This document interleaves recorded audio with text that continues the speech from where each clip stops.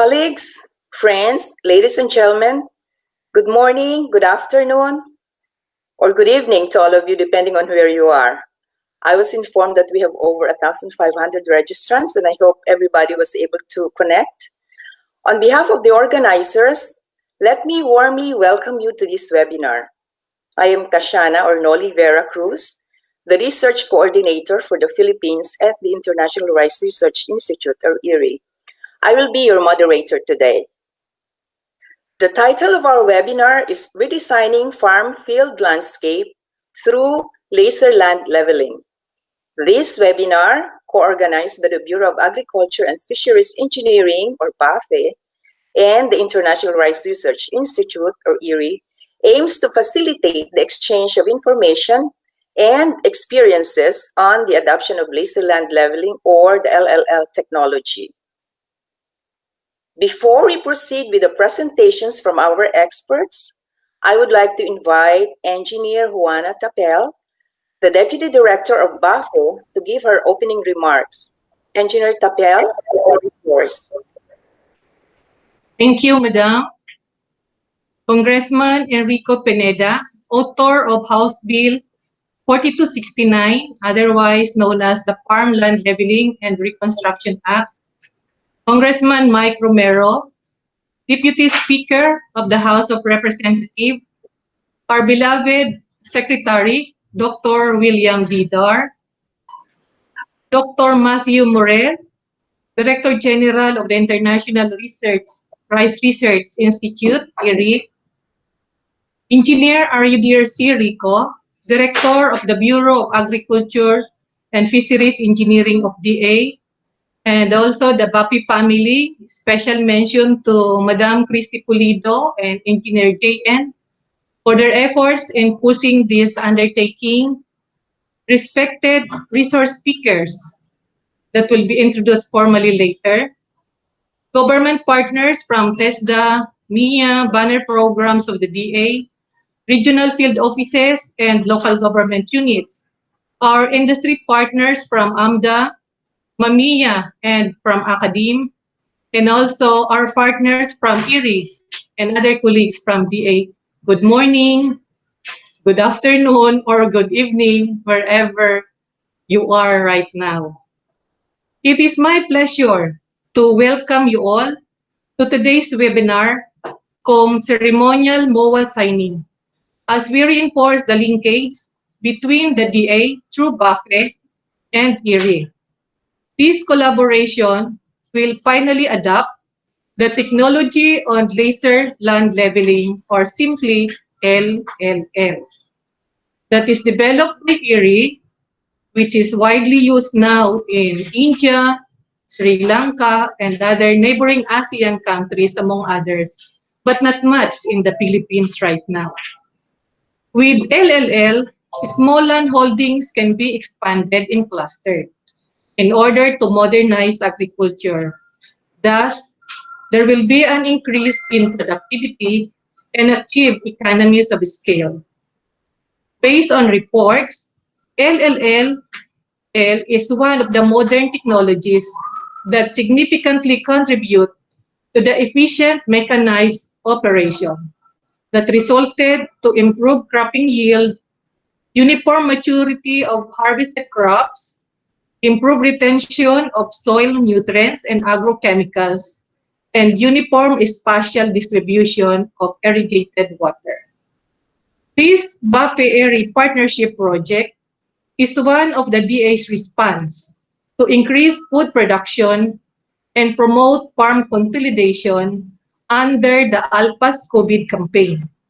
Specifically, it will cover the conduct of trainings and capacity building activities, formulation of farm operation standards, and development of mobile application.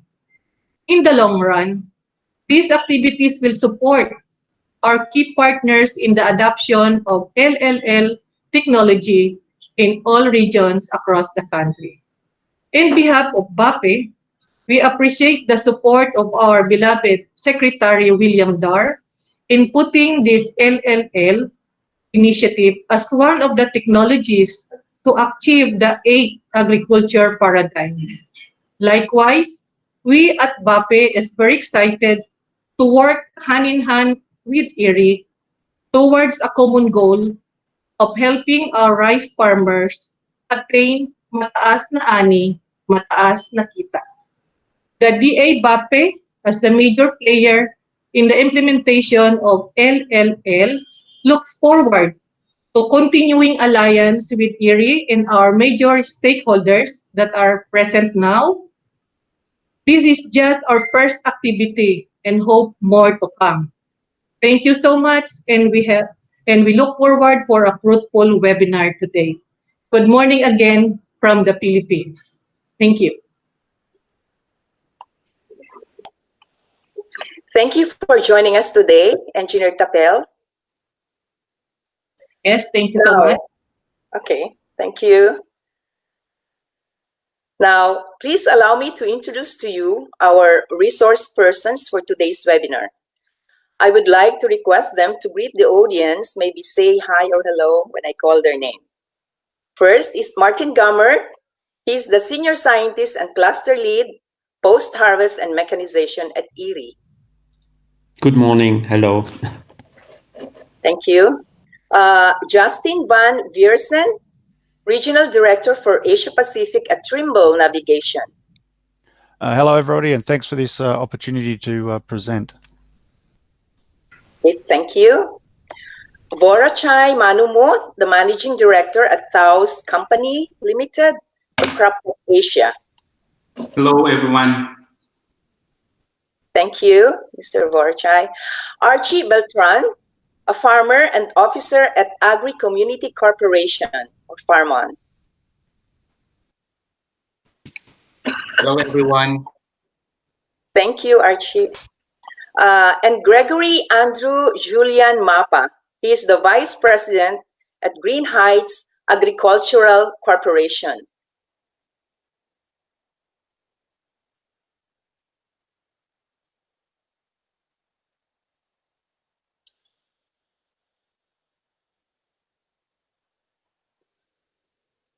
Mr. Mapa? I don't think Mr. Mapa is on the call at the moment. Okay, then probably he'll be around later. Okay, at the end of the webinar, Huong Van Nguyen, our scientist at IRRI at Post-Harvest Cluster, will provide his analysis on the way forward. Good morning, everybody. Sorry. Sorry. Huong, Dr. Huong? Yeah. Yeah. Good morning, everybody. Yeah. Thank you very much. Thank you, Dr. Huong. Yeah. After the presentation for our first two international resource persons, we will have the first batch of Q&A. We already received a number of questions through the registration link, but we would still encourage everyone to send your questions for our resource persons today. You can send your questions through this link, and I hope it hasn't changed, bit.ly/LLL questions. We just have some housekeeping rules here. We would like to remind our resource persons to keep their presentation within the allocated time. The first presentation will be 15 minutes, and the rest of the resource persons will have about 10 minutes. Okay, now I would like to call Engineer Martin Gummer. Let's start. The Senior Scientist and Cluster Lead of the Post-Harvest and Mechanization Cluster at IRRI, to provide us with an overview of laser land leveling. Over to you, Martin. Okay, thank you. Thank you, Nolly. Yeah. So, colleagues, friends, ladies and gentlemen, good morning, good afternoon, good evening, depending on where you are, from Germany in this case. I'm going to give you an overview on laser leveling. What is it? And also what is sort of IRRI's experience with laser leveling in different countries, and to set the scene for the following presentations and the discussions. Can I have the next slide, please? So yeah, as Nolly has mentioned, I'm in charge at IRI with post-harvest and mechanization, and I have been involved in this laser leveling since 1998 actually. And we have worked in different countries on the technology with very good success. I will elaborate on that a little bit. And it's a great pleasure to see this now happening also in the Philippines. And I'm very pleased to collaborate with BAFE to make this technology available to the farmers in the Philippines. You see in the slide, you see some rice fields in Asia, traditional land preparation done on the slide on the left, and on the right you can see Mount Mayon in the Philippines and a rice field with some rice crop established there, and you see some of the problems that you have when you don't have properly leveled fields, like a lot of the established crop missing there. Next slide, please. So why do we do the laser leveling? So there are a lot of problems associated to doing poor leveling, and some of them on the right you see some diagrams just sort of illustrating. If you have an unleveled field with let's say 30 centimeters difference in the field compared to a precisely leveled field on the right, you need a lot more water to cover the field with water. And you know that rice is grown most of the time in flooded conditions for different purposes. So if you have a poorly leveled fields, you need more water to cover the field. You have problems in crop establishment. It takes a lot more time to complete tasks in crop establishment and in rice production. You have poor crop stand. You have problems with weeds because usually the water is used to control the weeds. And you also end up with a crop that is not very uniform in terms of maturity. So as a result, you have very low yields. It also has an effect on the grain quality, and the cost of your operations is higher, quite high. Next slide, please. So what is laser leveling? On the left, you can see a picture where a farmer is doing very traditional leveling using a buffalo, and he's basically flooding his field, and then he looks where does the soil stick out of the water, and then he uses a buffalo and a very simple tool to move the soil where the water is covering the field very well.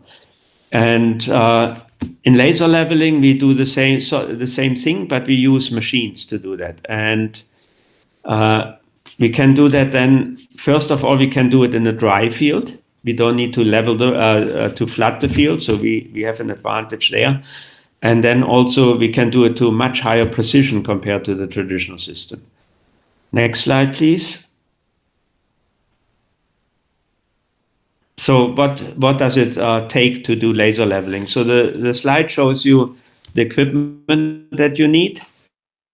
So you need a four-wheel tractor, and then you need the drag bucket attached to the tractor, and then you need some high-tech equipment, a laser transmitter on the side of the field on the left, and that transmitter puts a laser plane in the air as a reference for the height. And then you have a laser receiver on the implement, and then you have some controls, electronic and hydraulic controls that adjust the height of the bucket. And then you basically drive around the field with the tractor, and the electronics and the controls adjust the bucket in a way that you can level the field very, very easily with a very high precision. Some of the components are typically imported. You can see that on the top. So it's a laser transmitter, the receiver, and maybe the electronics and so on. Other parts of the equipment can be locally produced. It's a drag bucket, some of the hydraulics and so on. And a system like that, typically you need a tractor, obviously, and then depending on the country, on the location and so on, a system like that between maybe $6,000 up to $10,000, depending on how much technical sophistication you like. Next slide, please.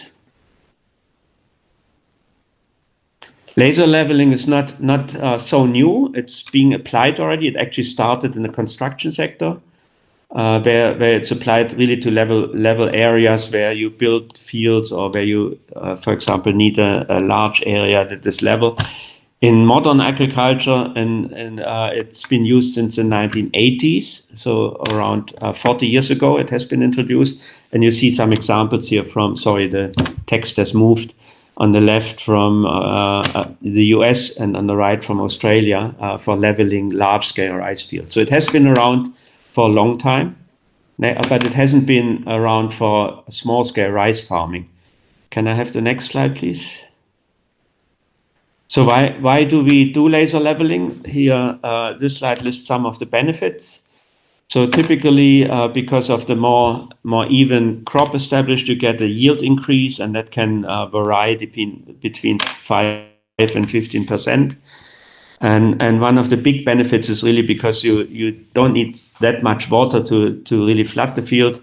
The water saving can be very significant. So typically in India, it's 20 to 25%.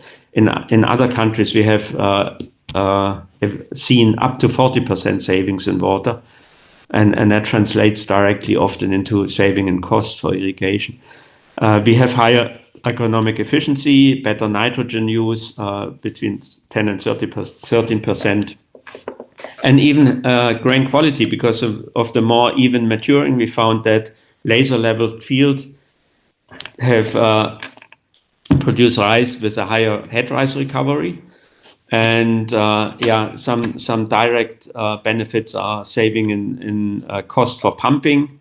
That can be 20%. And then when you use laser leveling for consolidating fields, you also get larger areas. So you can basically add 5%, 3 to 5% to your rice area if you consolidate smaller fields into larger ones. Next slide, please. So how do we do the laser leveling? Typically, there are 4 steps involved. So the first step, you basically survey the field. You do a sort of an elevation map across the field using either traditional surveying methods or using the GPS that is included in the laser leveling system. And as a next step, then based on how unleveled your field is, you do a cost calculation. And that depends on how much soil you have to shift and the distance you have to move the soil over. And you basically then calculate the cost for the client, the farmer who needs to have his field leveled. And the next step is then the actual leveling operation with the tractor in the field. And then ideally at the end of that operations, you do another survey to see how accurate your leveling operation was. And so typically you use 3 to 4 steps to do this. Next slide, please. The history of laser leveling for small-scale agriculture, I mentioned that it's very old, an old technology in large-scale agriculture already. So, but before 1996, there was no laser leveling used in Asian rice farming. And but then IRI teamed up with, back then it was called Spectra, which is now Trimble, a company that makes laser leveling equipment. And we have Justin here who will talk later a little bit about laser leveling too.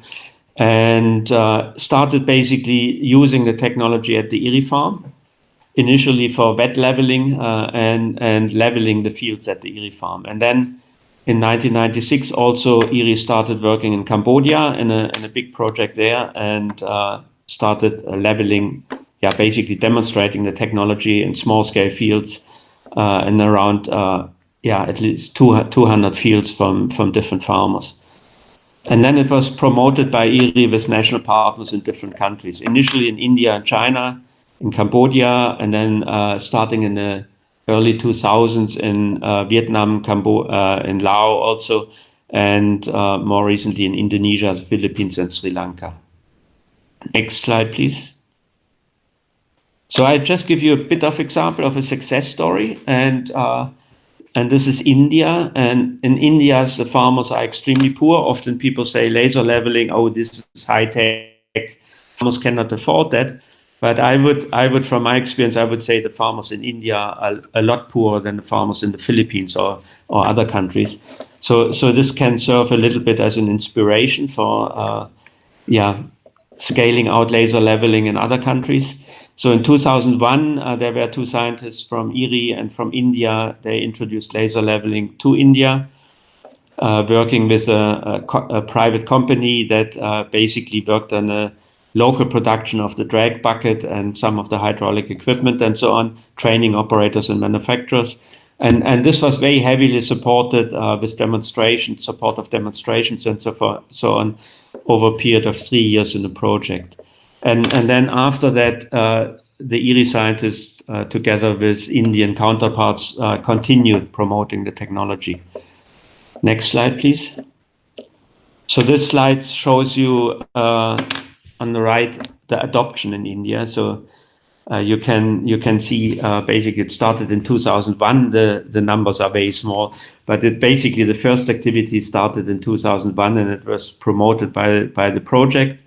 And then it was taken up by the Indian government and also promoted. And you can see in 2006, it really sort of reached a critical stage with around 150 units being demonstrated and used. And by 2010, where this graph ends, there were around 10,000 contract service providers in India that provided the laser leveling service based on initial developments and promotion. And by then they had leveled around more than 1 million hectares in India. And we don't have data that from the following years, but basically it's a huge success story, and laser leveling is actually a standard operation in India. On the left, you see some of the benefits. I mentioned those before, so I don't have to go through that again, but it's basically better crop productivity, it's saving of irrigation water, and that results in India basically in 113 to 175 dollars per hectare more compared to the traditional systems return from rice farming, and between 10 and 13% higher agronomic efficiency of the nutrient use. And how are these machines being used? They're not used by individual farmers, but they're usually provided as a service by contract service providers, and I come to that in a minute. Next slide, please. There are also additional impacts. So there is a very clear impact for the farmers who get the agronomic benefits, but then also you have impacts for the society. So 10,000 contract service providers, obviously that creates a lot of job opportunities for people who offer the service. And in India, the annual return through the custom service provision was estimated to be $36 million.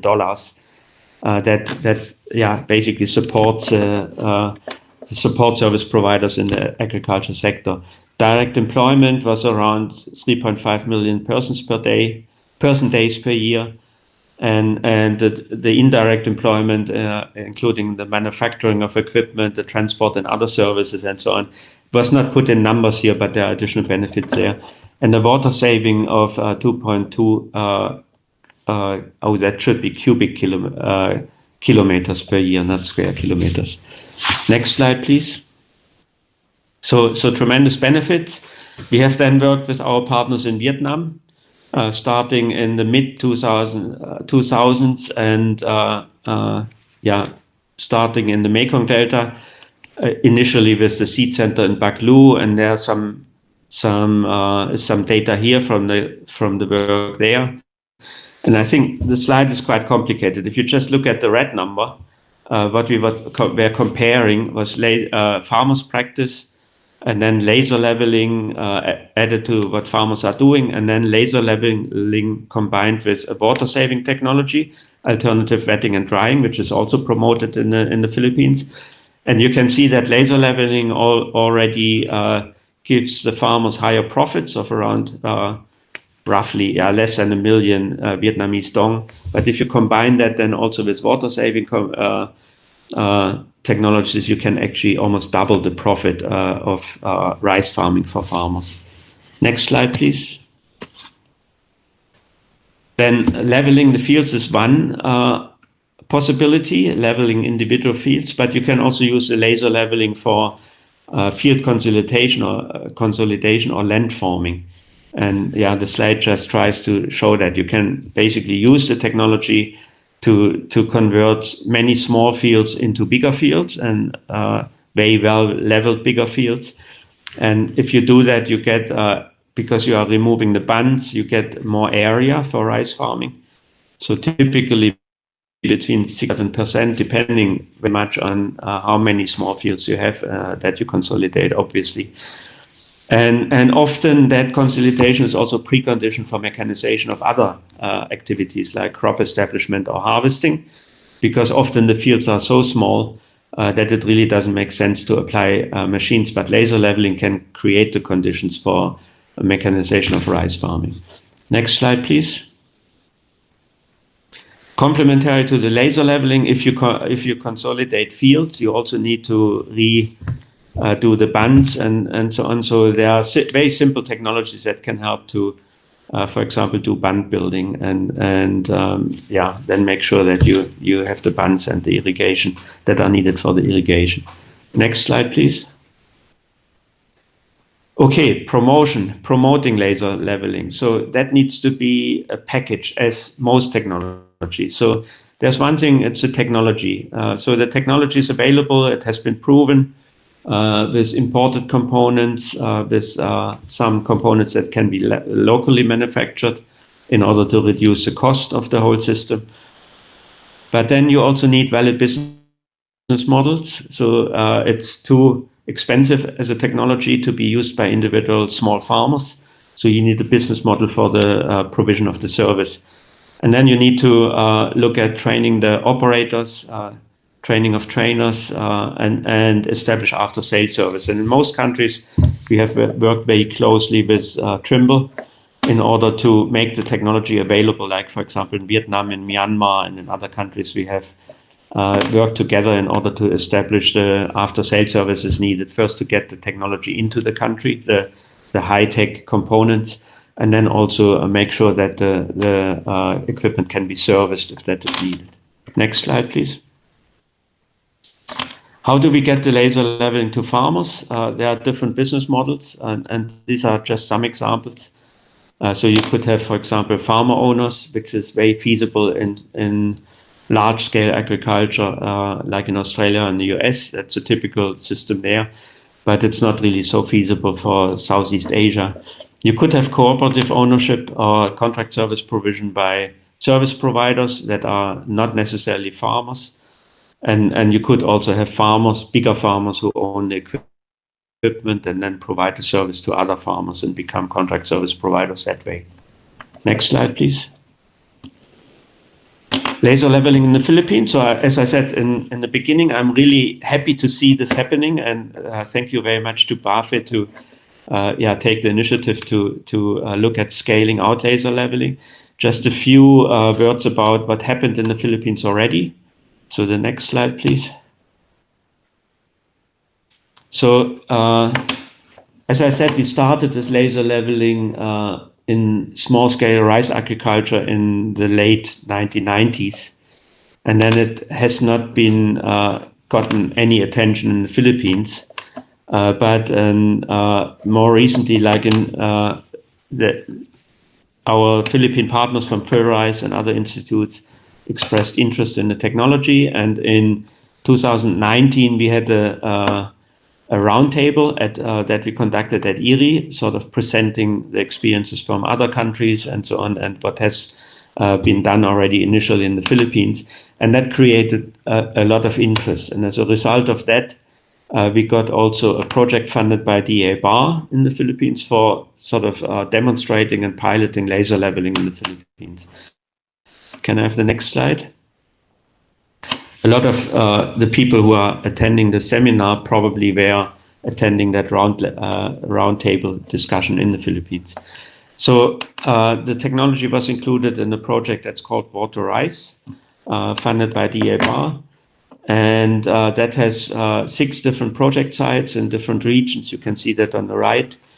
And the objective there is basically to demonstrate the technology in the context of water management And there are currently around 30 units of laser levelers available in the Philippines, mostly used for activities like that. Very few contract service providers available right now. And basically the project did training and a lot of field demonstrations between 2018 and 2020. And I'm pleased to let you know that that project also has been extended into 2021 recently. And also based on the experiences from that project, in the other countries, obviously, if you have 10,000 contractors in India, obviously the technology is financially viable. Otherwise, these people would not be doing that. But the project, the Modernize project, also helped to do the financial analysis for laser leveling in the under Philippine conditions. And you can see some data there. Basically, for contract service fee of 15,000 pesos per hectare, the payback period is around 3.3 years for Philippine conditions. So we believe it's a very valid value proposition for contractors in the Philippines and farmers in the Philippines as well. Can I have the next slide? So the project did a lot of demonstration and trials, 3 demos in 2018, 9 in 2019, and 5 adaptive trials and demonstration activity in 2020. 2020 was a bit difficult because of the Corona crisis, but our partners were able to demonstrate the technology with some input provided by IRI through web conferencing. Next slide, please. So this is just an example, some of the activities, FIRA is involved, and then activities in the different countries demonstrating laser leveling technologies. Next slide, please. So to sum up, laser leveling is really a proven technology for small-scale rice farming. It already provides a lot of benefits to farmers in other countries, in India and Vietnam also, to the service providers, obviously, and to the society, as I pointed out earlier, in terms of value adding in the agricultural support sector. And in particular in India, but also it's starting to come very much in Vietnam. We are working in countries like basically all over Southeast Asia. So in countries like Myanmar, it's being demonstrated now. In Thailand, there's a project for scaling it out, and in Laos, in Indonesia, and Sri Lanka. And there's really already good experience in the Philippines, also from the piloting and demonstrations of the laser leveling equipment and the methodology done by IRI in collaboration with FIRA, funded by the EBA. And I think it's really time to work together from all sides and make this technology available to the Filipino farmers.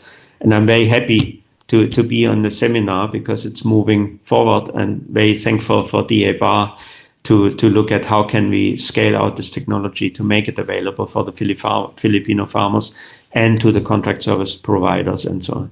Next slide, please. So thank you very much. That was just a quick introduction. There's a Facebook page on laser leveling that is managed by IRI. So most of you probably know this because you are probably joining by Facebook and so on. But for the ones who are joining in other means, have a look at this page. And it's a platform for learning and sharing information on laser leveling and so on. And I'm looking very much forward to this event today, to hear also from our partners in other countries about their experiences. And I'm very excited about the opportunity to work with our Filipino partners on scaling out this really exciting and promising technology in the Philippines. Thank you very much. Okay, thank you, Martin, for your informative overview of the laser land leveling technology. So our next resource person is Mr. Justin Van Viersen, the Regional Director for Asia Pacific at Trimble Navigation. We'll be talking about laser land leveling adoption experiences in India. Mr. Van Viersen, take it away, please. Thank you, and thank you for the opportunity to present. And I don't know if it was by design, but Martin talked about India, and that's the example I'm going to use as well. But we could also bring in Pakistan into into this, even though it's not explicitly mentioned. Pakistan and India are very similar, and the same successes is basically been in both countries. So next slide, please. So just introduced earlier, but I've been at Trimble 14 years in various roles, but all in ag. I come from Australia, from the west, from Perth, and Martin mentioned and showed a couple of pictures of them from Australia. So I've seen I've seen them work in both of those types of leveling, the broad acre leveling and also some GPS leveling, and also in Asia with the laser leveling. And I'm also, my background's from a large family farm in Australia. That's where I grew up. Next slide. So just the quick contents. We'll talk about the traditional leveling. Some of this will be a bit similar to what Martin went over, but maybe in a little bit more detail and from a Trimble perspective and how we had success in India. The laser leveling, some of the components, why we use it over traditional leveling in India, some of the savings and increased productions, the return on investment and how we get around some of the issues around the expense of some of the products. And then our experiences in India, which is sort of from a Trimble point of view, how did we get our product in there and how did we get that adoption? Next slide, please. So why use laser leveling over traditional methods? At the end of the day, we need to feed an ever-growing population, so we need to increase yields. To do that, we need to become more sustainable because we have to do this year on year incrementally. Also, we have to reduce the environmental impact. Any degradation to the environment where we grow rice usually reduces in reduced yields, which is what we're trying to do the opposite of. Reduce the soil damage, same scenario. We need to keep that soil healthy to keep on increasing that production. Everyone wants higher quality food. We need to get the most out of our food, and people are starting to demand higher quality food. As Martin mentioned, we're trying to increase the farmer revenue. We want farmers in India, and in India it's a government mandate to increase farmer revenue to get their disposable income up to better contribute to the economy, and become more climate tolerant. So we have less of these large droughts, which you can see on the news where at times nothing can be grown. With some of these operations, you can reduce the impact. There will be an impact, but you can reduce it by quite a bit. Next slide, please. So traditionally, as Martin showed as well, it's by eye. So years of experience and by eye is how they level. They get it close enough. The level inconsistencies are taken up by extra water, and variations can be quite a bit. Earlier you saw a diagram of up to 30 centimetres, and that's the case. I've mentioned 100 to 150 mil is common. The extra water usually means you need to use extra fertilizer. It means more fertilizer loss, extra pumping costs for the extra water. You get uneven growth, the weed control issues, and all of that comes together to limit your potential yield. Next slide, please. So a laser leveling system basically consists of, on the electronic components, 3 parts. It's the laser transmitter, the receiver, and some sort of control box that controls the bucket. The one on the right is the part that interfaces with those hydraulic valves mentioned earlier to make the bucket go up and down. The middle part reads the laser, and obviously the left part is the laser. And on the right, on the pictures there, you can see the top picture shows the mast sticking up with the receiver, and on the bottom picture it shows the transmitter. Next slide, please. So what are the benefits of laser leveling over traditional methods?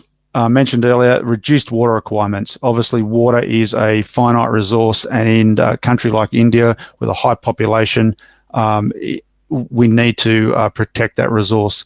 Reduced energy requirements, less pumping. If we need less water, we don't need to pump as much. Reduced fertilizer usage, mentioned earlier. Better weed control, less chemicals if we're using chemicals. Even plant growth. All of the above means more yield, more return on inputs and investment. So for every dollar you put in, you want to get more dollars out than using traditional methods. This helps lift up that revenue of the farmer, and all of that also is a reduction in time in the field. If you don't have to pump for so long, if you don't have to be out there controlling weeds manually, it reduces the amount of time you need to spend in the field. You can be spending that time doing other more productive things. Next slide, please. Measure benefits. So from a results of a 3-year study, and if anyone wants that study, I have it. I can share it. This is where this data came from. When compared to traditional methods, and it's interesting that this pretty well lines up to what Martin also said in his PowerPoint, a 21% reduction in irrigation water usage, and that's a massive amount. Energy for pumping reduced by 31, 10% yield increase in rice, and in some other crops it's even more. Water depth was reduced by 15 to 20%, and the water productivity, so the amount grown per litre, improved by 33%. And the average income for a farmer, which is one of the key benefits they're looking for in India, was 14% in rice and up to 23% for the sugarcane crop. So basically, in conclusion from the report is that laser leveling is one of the biggest returns for a single change in farming practices. So if you needed to make one change, laser leveling would get you one of the biggest returns out of a single change in your farming practice. And the chart there just shows the difference between no leveling, traditional leveling, and laser leveling in rice and wheat. Some of those plant metrics around growing more, producing more rice, and there's also wheat on that chart. Next slide, please. So does it pay? So as you can see in this chart from the same report, the gross income was increased by over $4,000. The cost was decreased by $1,500. So there was nearly a $6,000 net income over traditional methods, and even more of an increase over a unleveled field. But in India, sometimes even the return on investment doesn't make sense, as Martin alluded to. This equipment is relatively expensive in some of these parts of the world, and it just doesn't make sense for a farmer to purchase one on his own. And I'll go into this a little bit later, but there is ways to help that. So subsidies in some of these countries, there's government subsidies and subsidies from different agencies. There's rentals, like we have an interest or a joint venture with a company called EM3 in India that rents this equipment out. Tractor companies are shifting to these type of rental models, not only for this sort of product, but even for plain horsepower. They rent out tractors, and community sharing that was mentioned earlier. So it's quite common to see in India farmers get together and purchase a system together and share it around to get that initial cost sort of down. Next slide, please. Delivering a solution for the farmer. So one of the challenges for us in what Trimble does to deliver this solution is price. Price is always a challenge when you're selling something that is our lasers. Our product is designed in Germany, assembled, I think some of us assembled in China, some in the US, and then shipped into India. Price is always a problem. Then you add on the duties and taxes that the governments require, and it can be quite an investment. Access, logistics and movement around some of these countries isn't easy and isn't fast. Support networks. We need support networks to support the product out there. Some of it is new to the farmer, new to the farming system. We need to be able to support these guys. And education. So the dealers and the farmers after education on the benefits and strategies. So obviously IRRI does a lot of work in this area, trade shows and conferences like this to get that the message and the previous work out there. And with Trimble, most of those challenges are solved by our dealer network. We have a dealer network through Asia, India and Pakistan, and because our dealers are there, they understand those specific challenges in those regions. We work with them to solve that. All of those ones above, all of those issues above. Next slide, please. So price is one of the big ones. It's always the first hurdle. So how is this solved? How did we solve this in India? So one of the things that always helps is adoption.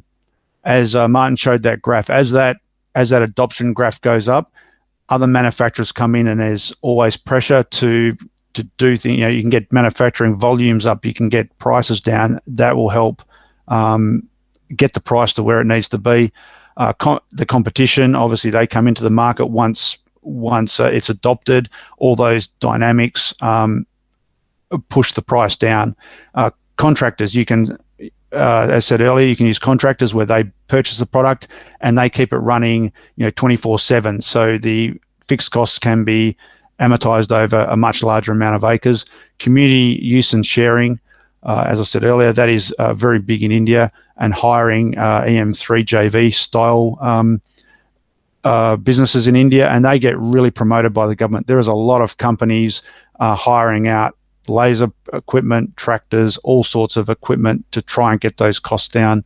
And the government and aid agencies in India, there's around 20 to 50% subsidies depending on the location and what they're doing locally. So that all helps to sort of get that initial purchase cost, that initial investment down for the farmer to be able to get into a laser leveling system. Next slide, please. We work with support network for the customers is very important. We work with various partners in India. We have a direct dealer network who purchase the equipment direct from Trimble, and then they just about, in most cases, maintain a sub-dealer network. Because it is difficult to move around, we have quite a high dealer density, and those sub-dealers sort of work on behalf of that direct dealer. And that's how the farmers get their product and their information, their updates, their repairs, and all that sort of thing. A technical capability at the dealership. What really helps with adoption is having a really good technical capability. In some of these countries, these lasers are going into some pretty arduous conditions, and they need maintenance from time to time. So not being able to move around, we have probably more people being able to service the lasers in India than even in Australia, because in Australia we have probably a faster logistics network, so we're more centralized. In India we're more spread out. The dealer imports and takes care of all that logistics. In some of these countries, importing and getting product in the country can be harder than other places, and our local dealers know how that works, and they basically take care of that for us. They purchase it, they get it through their customs, and they get it into their warehouse. The local knowledge is super important. The local dealers know their customers. They know what they need. They know what they need today. They know what they need in the future. We really rely on that information to make sure that the product today is what is required, and the product in the future is what is required. Obviously, we're always developing new things going forward. And the dealers develop their own regions and find their own opportunities. So our dealers will find an opportunity in a region, an area, or a farming system, and then often bring it to us, and we'll see what we can put together. Maybe there's some slight changes we need to do just in the packaging. As Martin mentioned, the packaging is quite important. The packaging to get that into their warehouse and to the farmer. So the dealers do a lot of that legwork for us in their respective regions. Next slide, please. Dealer training and support is super important, and you can see some slides there of us that's in India doing various levels of training. We have dealer product training, which is just how the product works. We go to a lot of international and local meetings and things like what we're doing today. Online training and support, so we have a whole lot of online support services and documents and documentation. In where we have service centers, we have special training for those guys. There's special instruments to fix lasers and to calibrate lasers. The people working with that equipment need specialist training, so we have people who do that. And in some of these places, like India, where it's got a fairly established market and dealer group, we have local Trimble personnel that live in the country, and both technical and sales support to help out those dealers. Next slide, please. So the key points of success in India, and they sort of mirror a little bit what was said earlier with Martin. you need a relevant and quality solution. So you have to have a laser that's going to work in that region. We know enthusiastic partners and dealers. If you've got a really enthusiastic dealer that wants to get involved and wants to help the region, help the farmers and help their customers, half that job's done. It's just then we just need to supply the information and product. An understanding of the local ag industry. Obviously, our dealers take care of that part, but if you really need to understand, what is required and where the localized industry is heading, is it heading from one cropping system to another or one type of crop to another, a willingness to invest the time and effort in the opportunity. So most of these opportunities, as the IRRI guys would definitely know, take a lot of effort and a lot of investment in developing it and developing a solution for the problem and identifying the problem in the first place. We need to spend that time to understand that. Create the local ROI, return on investment statements. A farmer always wants to know, if I spend this money, what's in it for me? For every dollar a farmer spends, he wants to see something back. Those return on investment statements can be very localized, so it works best to develop those locally and keep them simple as possible. A farmer or a customer has to be able to understand it nearly straight away. If they can understand their return on investment straight away, it's a very easy decision for them to invest in laser, for example, and be flexible to the challenges. Our product is built around the world and sent in to these different regions, and sometimes there's challenges in doing that, whether it be the features that it has or things like that. We just need to work around those and not let those sort of challenges stop us. We just need to work with it, understand what it is, and maybe change it in the long term, but work with it in the short term. And support the farmer and customer.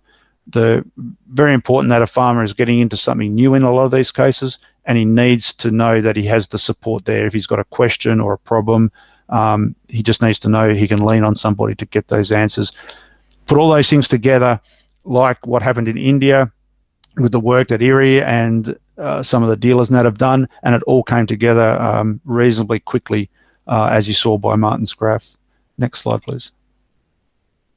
So I've just put the references there of the report that I used to get some of that information. I can send that report to a central location to be disseminated if people want to read the full report from India. But I think that is, next slide is the thank you slide. So yeah, thank you for this opportunity, and I think I'm coming back in the question and answer session. But yeah, thank you again for the opportunity. Yeah, you're coming back on the Q&A session, Mr. Van Biersen. Thank you for sharing your experiences on the adoption of laser land leveling technology in India and Pakistan. Okay, so next, following that presentation will be another sharing on laser land leveling adoption experiences in Thailand. Okay, which will be presented to us by Manumuth Borachai, the Managing Director of Thaus Company Limited, or the CropTech Asia. The floor is yours, Mr. Borachai. Hello, everyone, and thank you, Hasina. Thank you for the opportunity to share our experience in Thailand on the laser leveling. Next slide, please. Okay, for us, land leveling is the foundation of farming, not only for rice, but other crops, field crops like sugarcane or maize or cassava, any crops. Next slide, please. And like Justin and Dr. Martin has just presented about the benefits of the leveling. So I go quite fast. Leveling will help you to reduce cost of fuel and fuel for water use, and also they reduce crop damage.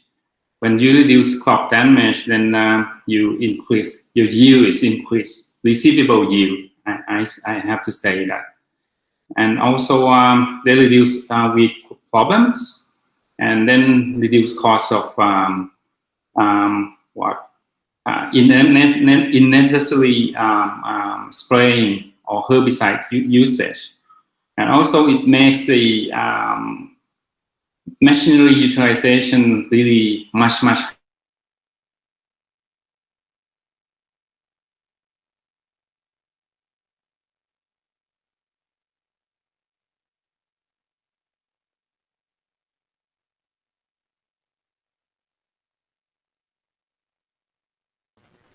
Mr. Vorachay, I think we lost you. Sorry, I lost. Well, I lost my connection. Where I have to start this. Could you go back about 2 sentences, please? Sorry. Could you go back about 2 sentences, please? Okay. With problem, right? Okay. All right. So let's leveling help you to increase the yield by decrease crop damage from the overwatering or the flood or the ditch in the field, and also help you to reduce weed problems. Then when you reduce weed problems, you reduce cost of unnecessary herbicide usage and spraying. And the last one is the you make better machinery utilization. It means that you improve operation productivity, you run faster, you make more acreage per day of using the tractors or equipment. The return on investment is much better. And also that gives the rooms to improve your technologies. You can get better equipment or machinery in the future. Next slide, please. And laser leveling is easy to operate, and it's precise, it's reliable, flexible, and durable. And this will help farmers to adopt the technology much faster. Next slide, please. And this is a component that Justin and Dr. Martin had presented you. And in Thailand, we make our own scraper and also the hydraulic parts. And what important things is the hydraulic parts. So you can get the assistance from the IRRI on the hydraulic parts. You need the proper one. Next slide, please. This is the video. Next slide, please. You can pass this one. Okay. And there's also the models of the laser leveling equipment has different ability. In rice field, you need just the zero leveling, is zero level. But in other crops like sugarcane or maize, you need a single slope or dual slope. Then the cost of the equipment in single slope or dual slope, laser leveling is much more expensive than the zero leveling for rice. Next slide, please.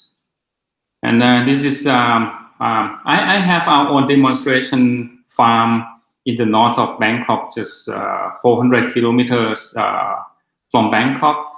And my farm has the area of 200 hectares. And that's maybe the first 100% less level farm in Thailand. Then in our farm, we practice and we train our people and our customers at our farm. This is our farm facility. All right. Can you play video, please? Oh, that's all right. Next slide, please. And this is what we has been doing in Thailand is we collaborate with the government rice department and also ILI and other international agencies like GIZ and also OLAN. We have started to introduce laser rolling in Thailand 6 years ago. We are the Trimble dealer in Thailand, and we at the start we have done like 1,000 hectares of the demonstration plots throughout Thailand, from Central Plain to the Northeast, and to let the farmers see the benefit of laser leveling. And after 5 years, the progress is not like fast.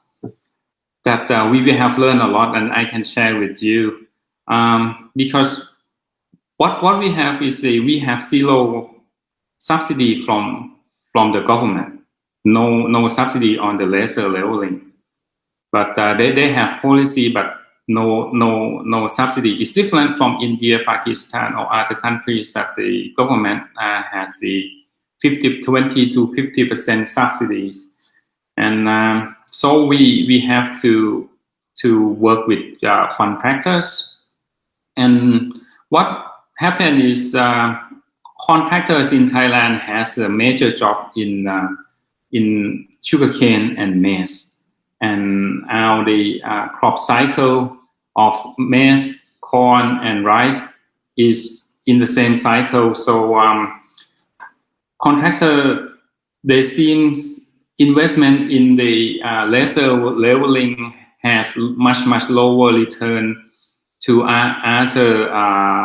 other equipments, because laser leveling needs works much slower. So utilization per day, acreage per day is like 2 hectares a day. Is that too little? It's not.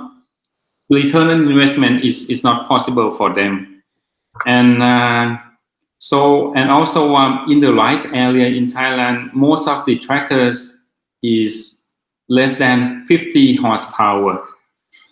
Then the tractor less than 50 horsepower tractors can operate only 1.4 meter bucket.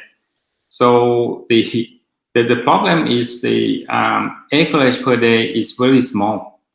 Then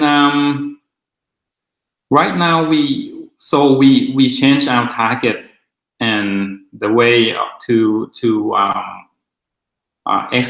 for extension of the laser leveling. We go to the larger group, like the farmers group, instead of the individual farmers or the government agencies. So we start 4 years ago, and this year, next month we will have the big event in the Northeast on the one of the biggest group of the rice farmer in the Northeast. They started to adopt laser leveling 4 years ago, and in the first year, they don't understand any technical things that we have been telling them, but the tangible benefit that they have is they have more money left in their pocket significantly. So the group start to adopt this. The size of the field is like 500 hectares, and they start to buy much bigger tractors, 180 horsepower. So, and they adopt like 3 meters bucket. So and after 2 years, they start to. Another thing of the laser leveling or leveling is to make rooms for you to adopt better technology, better equipment. So they start to adopt the seed drills, and also they adopt minimum tillage technologies.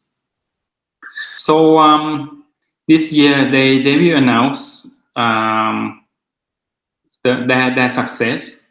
They can this area is quite poor, so they can, after they adopt laser leveling, and they adopt new technologies, other technologies, then they can triple the yield. So next month they will do the big event on that. And also for us, the success of adopting laser leveling and promoting laser leveling, we have to do with the farmers group. Because in Thailand, the government cannot do much on the subsidies, on anything. They have to do it through the Bank of Agriculture.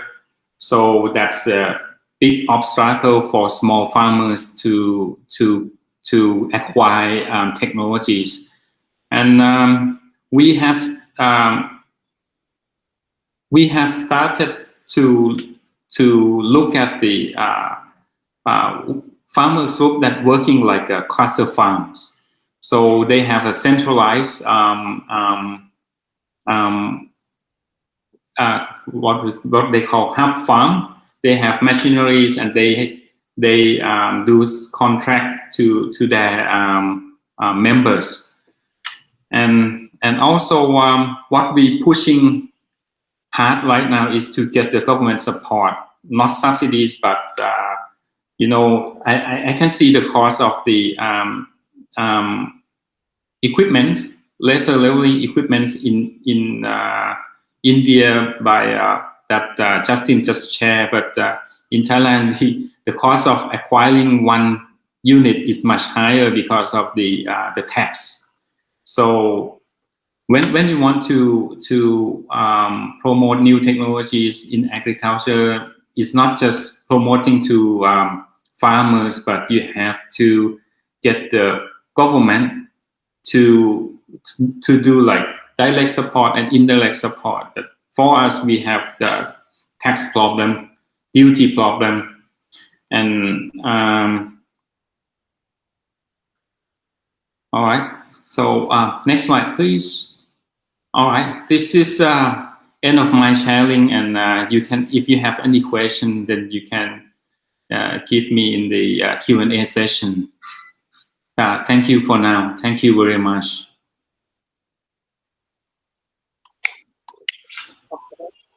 Thank you, Mr. Vorachai.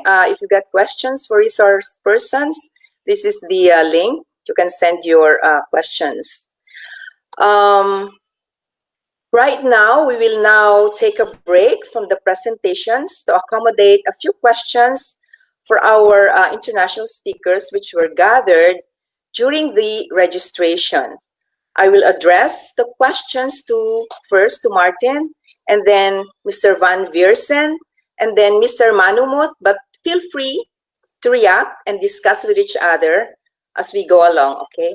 So our first question is addressed to Martin from Erie. Incorporation of agricultural machinery here in the Philippines seems a bit tough because many are still into conventional farming. With the help of laser land leveling, would it be more convenient given the condition of our farming system? Next question is, would laser land leveling work on deep mud fields? Another question is laser land leveling applicable to all types of soil? And the last one is, also, is it applicable to mountainous areas like some communities in the country? Martin?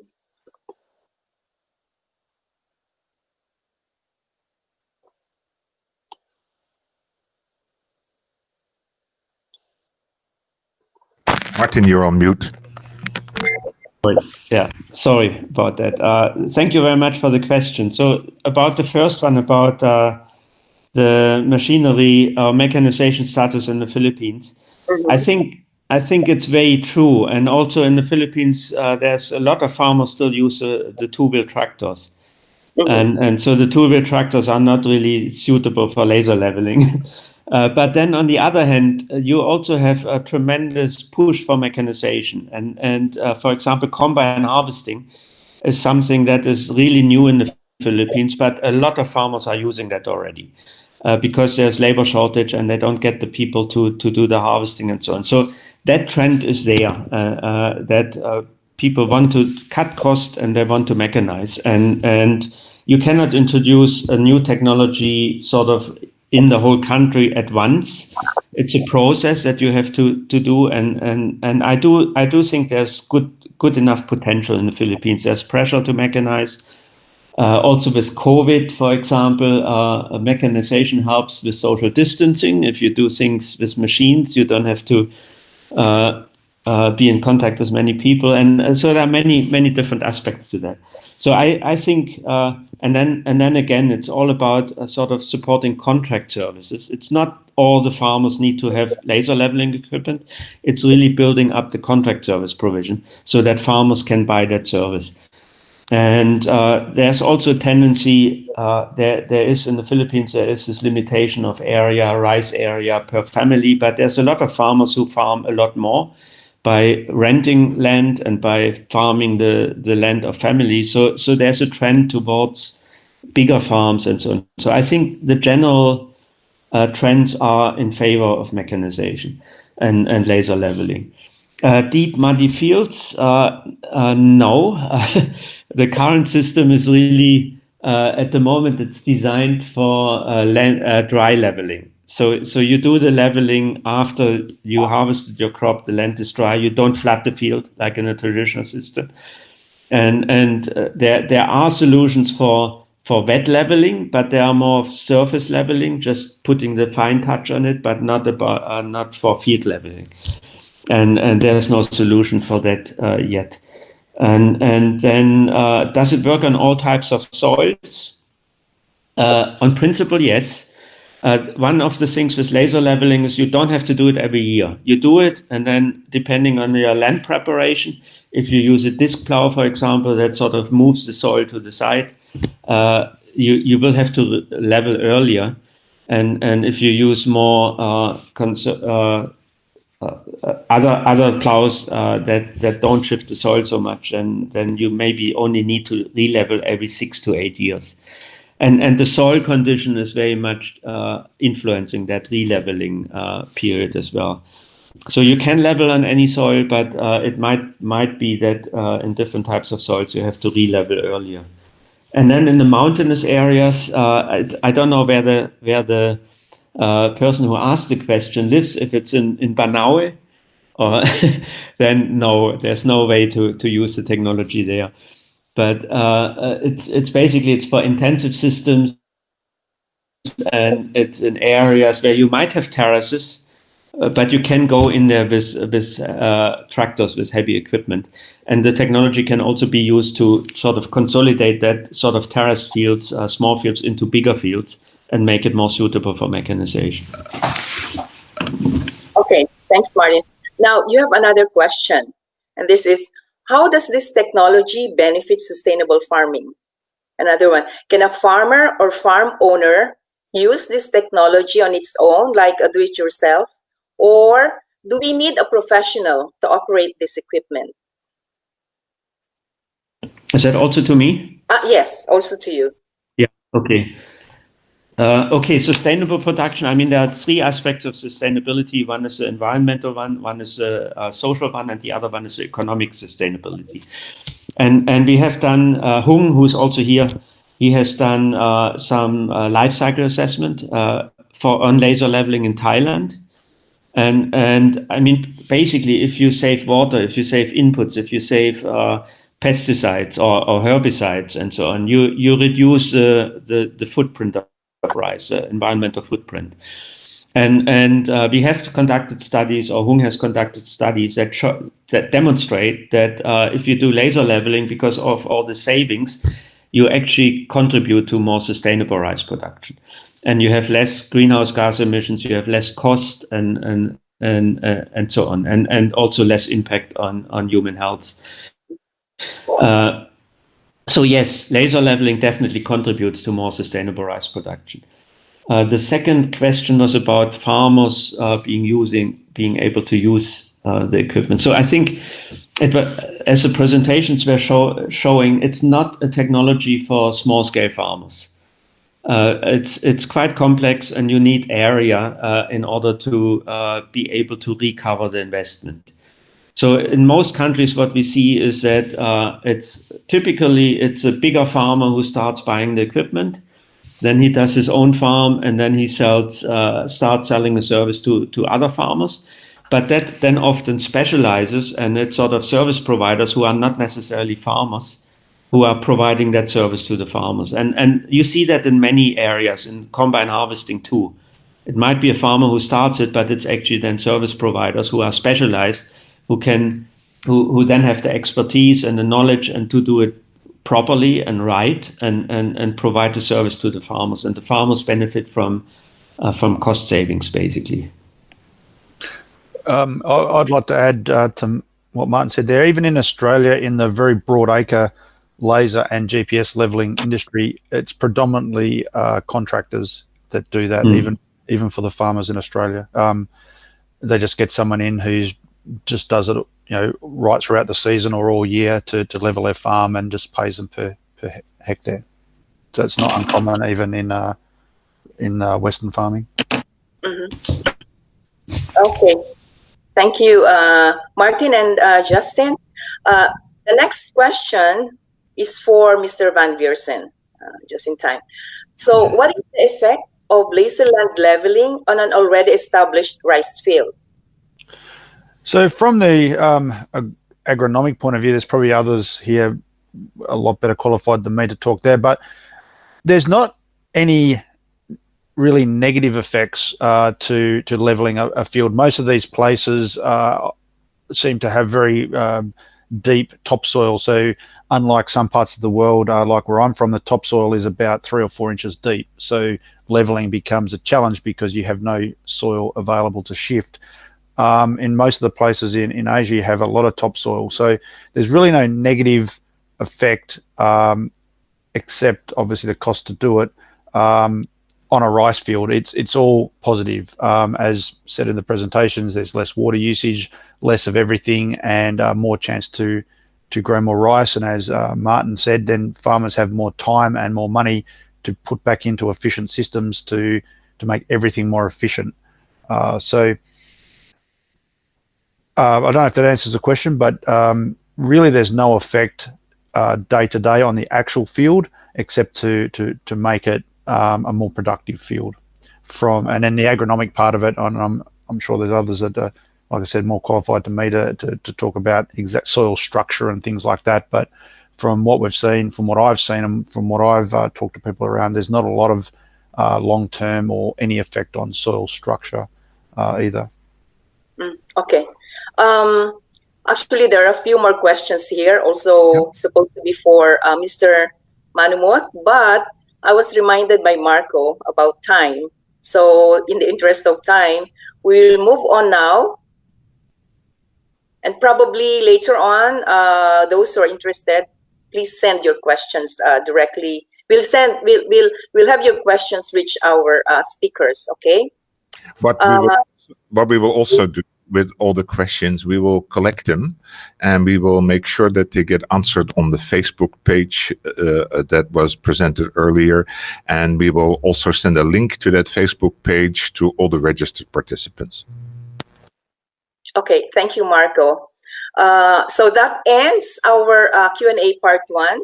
Thank you again to our resource persons, Martin, Mr. Van Viersen, and Mr. Manumuth. Okay. Now, we will proceed to the second batch of presentations. This time, it will be the local experiences on the adoption of laser land leveling technology. We will start with Mr. Archie Beltran. He's a farmer and officer at the Agri Community Corporation, or Farm One. Over to you, Mr. Beltran. Thank you. Please unmute your audio. Okay. So thank you, Shiana, for the introduction. So this morning, or today, I would say, because we are in different parts of the world, I'm going to share with you our experiences. It's a good thing that much had been said about the technology, so I don't have the burden of explaining to everyone how this system or how this technology works. So in my case, I'll be discussing to you who we are, what we do, what we have done so far in terms of laser land leveling in our area, and what are the challenges that we encountered. And we are going to share with you as well some of the perceived solutions that we have. So next slide, please. So we have a research farm located in San Manuel, that's in Etiaga, Isabela. The area is actually 97.2 meters above sea level. It's a little bit ambitious on our part because if you see, Etiaga, Isabela is located just beside the mountainous area where Ifugao is, and I know many of us are familiar when we say Ifugao, that's where rice terraces is. So if you can see from this picture, what we are doing, we're not actually making our own rice terraces. I mean, what we would like to do is to, using the modern technology that we have right now, we might be able to come up with a solution to our problems, because we see our farm in San Manuel is rolling hill. So next slide, please.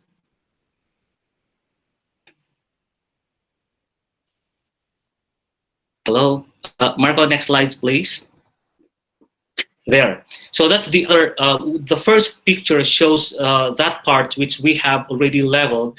This part is part of the 32-hectare farm that is not leveled or it's untouched. So as you can see, what we have here are bananas, and there are intercrops in there. That's why some of the areas there have greens. We have squash and other crops over there.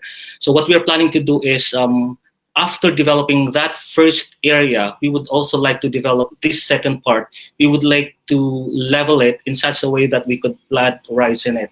So this is more of a huge, it's a one task on our part. It's basically experimental. We would like to see if this is feasible, because we have to understand that from Etiaga up to the next towns of Jones and San Agustin, most of the farms there are rolling. That's why we started here, try to see if it's going to work, and then if it's going to work, we're going to share that to all of the stakeholders. Next slide, please. So there you go. So here is our, this is supposed to be a video, but we were advised that there shouldn't be animations on the slide. So I just made a picture of our setup here. So we have 3 laser land levelers. All of them are in Cagayan Valley area. So we have been working not only in our farm, but we have partnered with other institutions. In fact, we have partnered with IRRI and PhilRice for the demonstration in the area. And also, we have tried working with big landowners in the Cagayan Valley region. So from those experiences, I am going to present the next slide, please, the challenges that we have encountered. So here, as you can see in the picture, and as many of the previous presenters have informed everyone, it's really a great challenge, especially for us here in the Philippines. So to start with, next slide, please.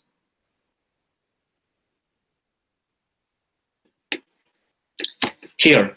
So the first and the major challenge that we encountered is the laser land leveler itself.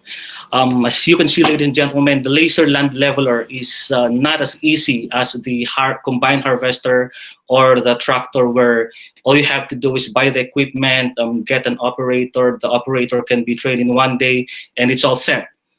it's very different here with laser land leveling.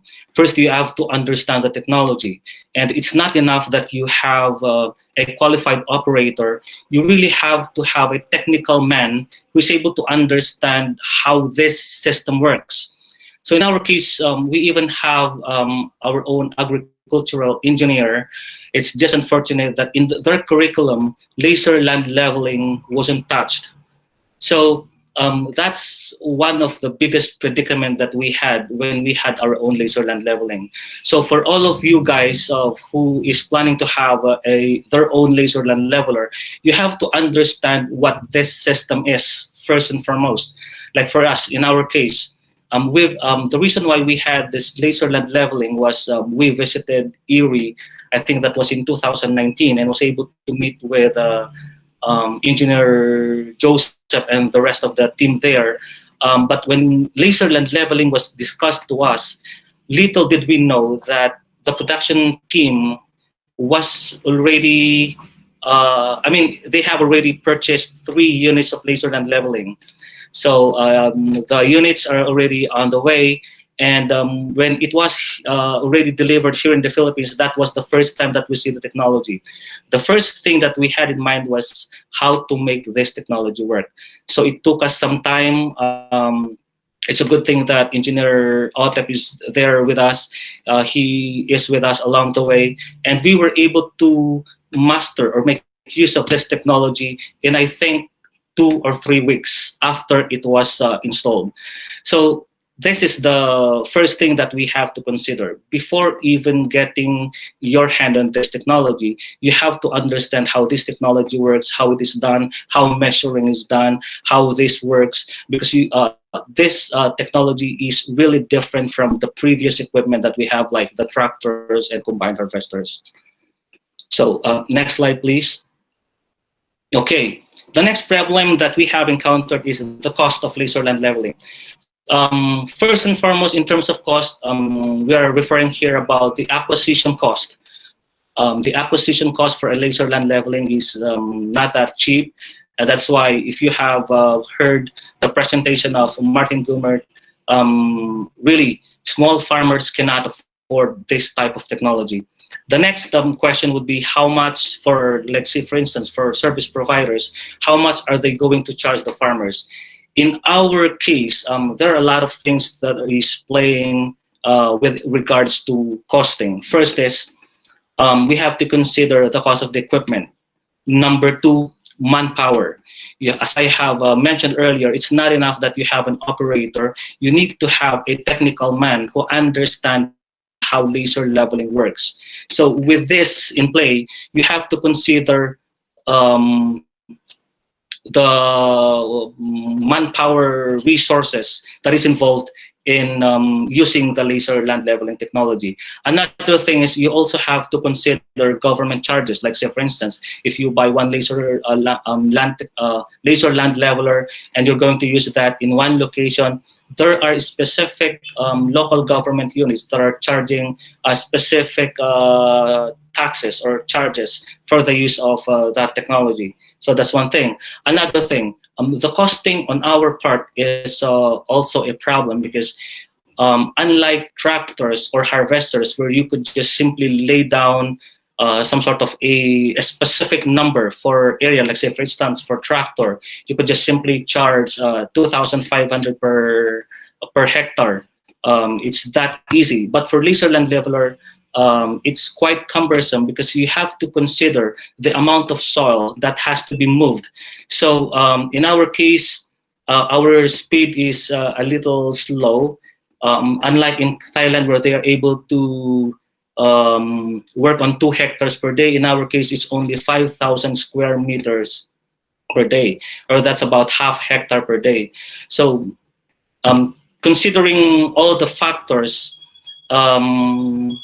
it's really difficult to, in terms of charging cost to farmers.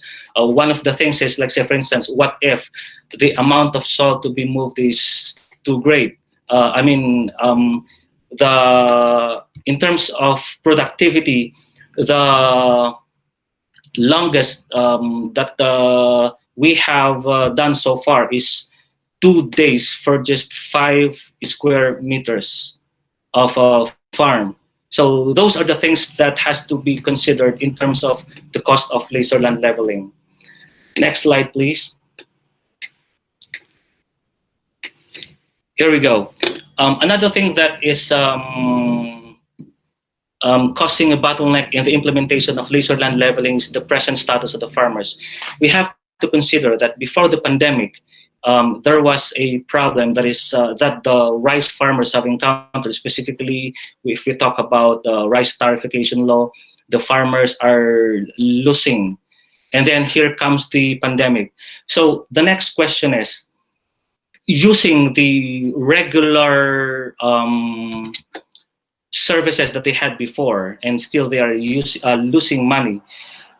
If we are going to introduce additional service to the farmers, almost outrightly they would say no.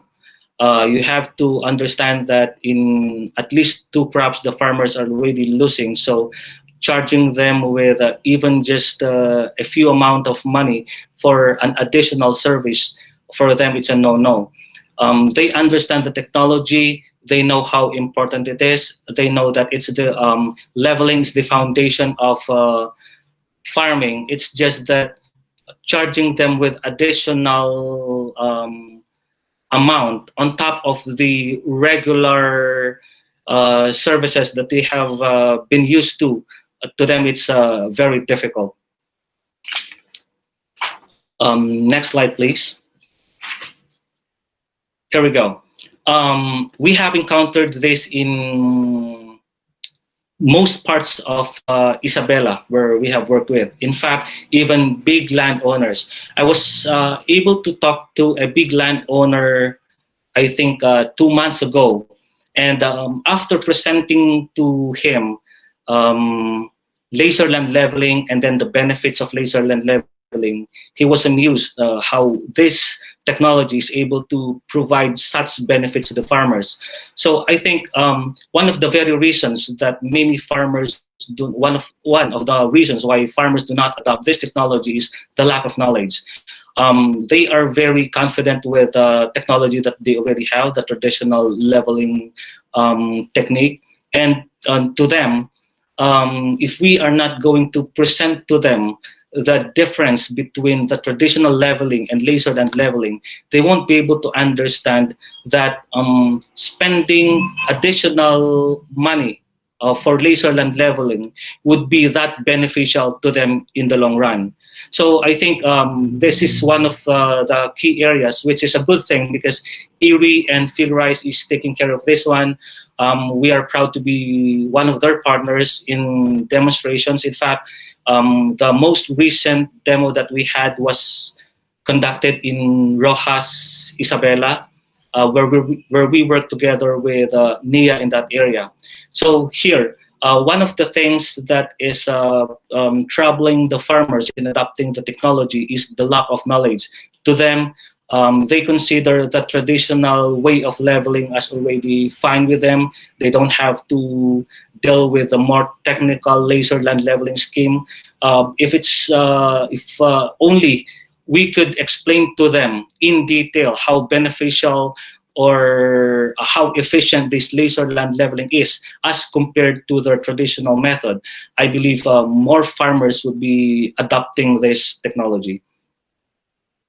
Next slide, please. Here we go. One of the things that we have encountered is lack of support.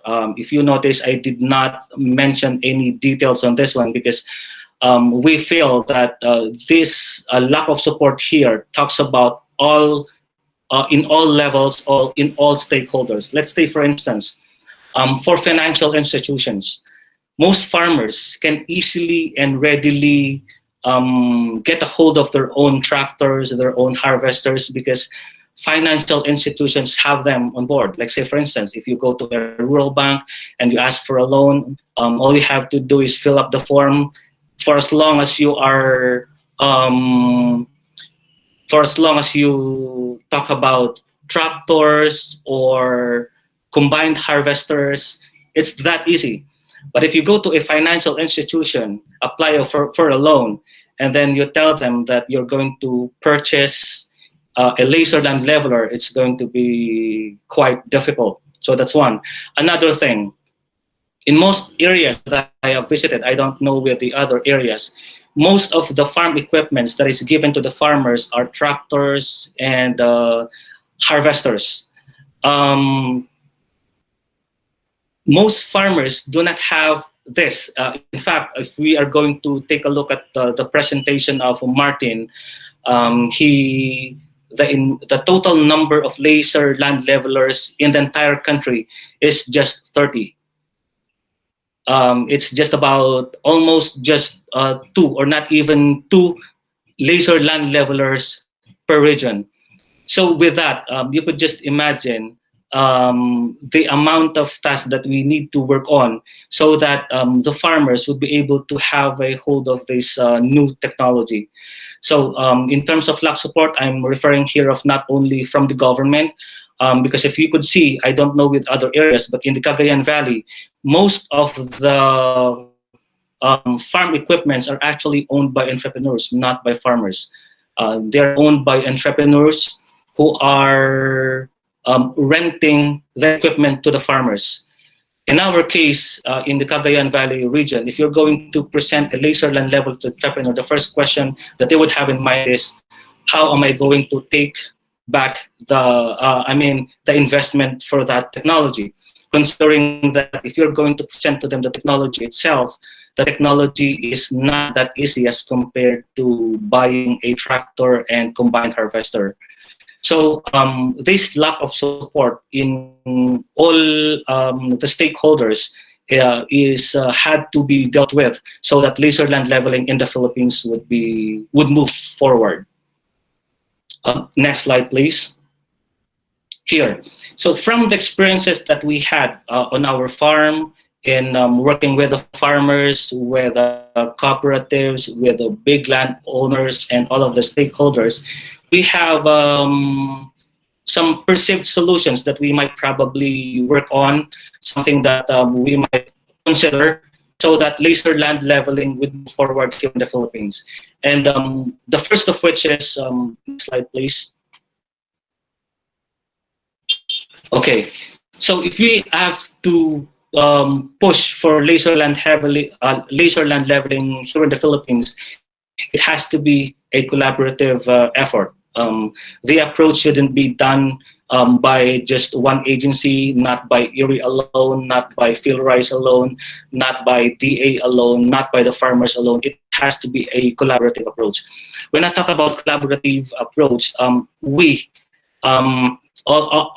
of the stakeholders should work together as a group, not as individuals, pushing for the use of this technology.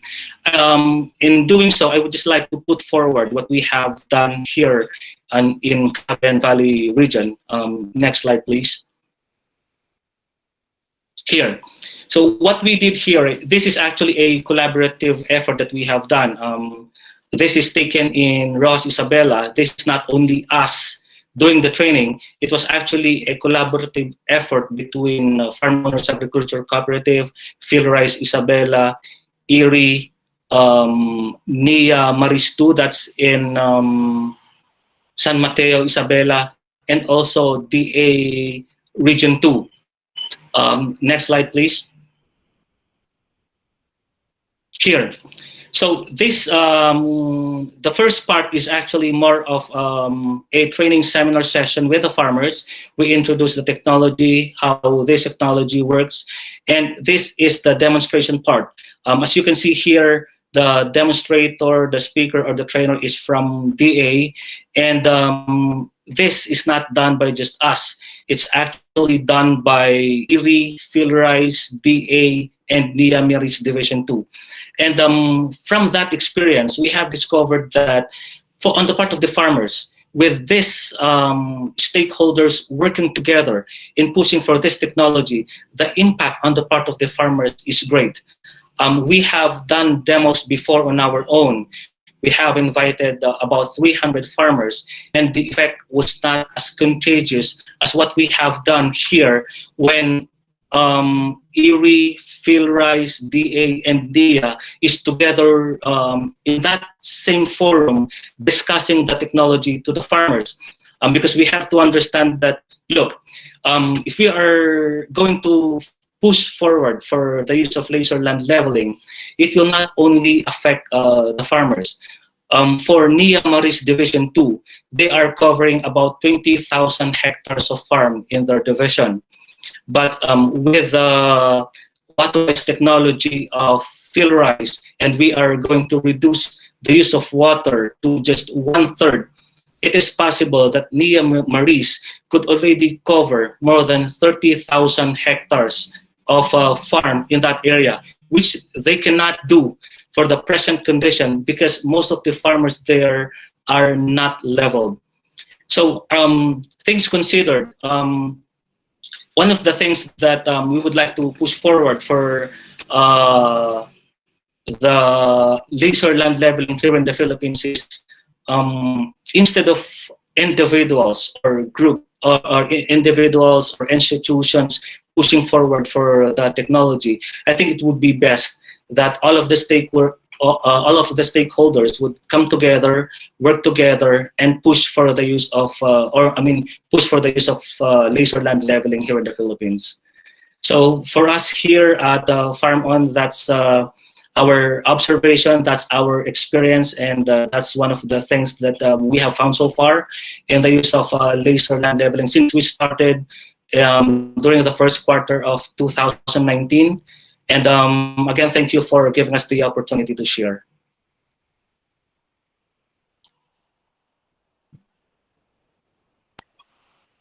Okay, thank you, Mr. Beltran. Our next, and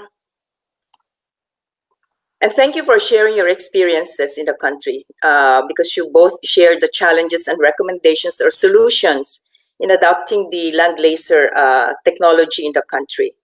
So our next resource person is Mr. Gregory Andrew Julian Mapa. He's the Vice President at Green Heights Agricultural Corporation, who will also talk about the adoption of this technology in the Philippines. The floor is yours, Mr. Mapa. Thank you.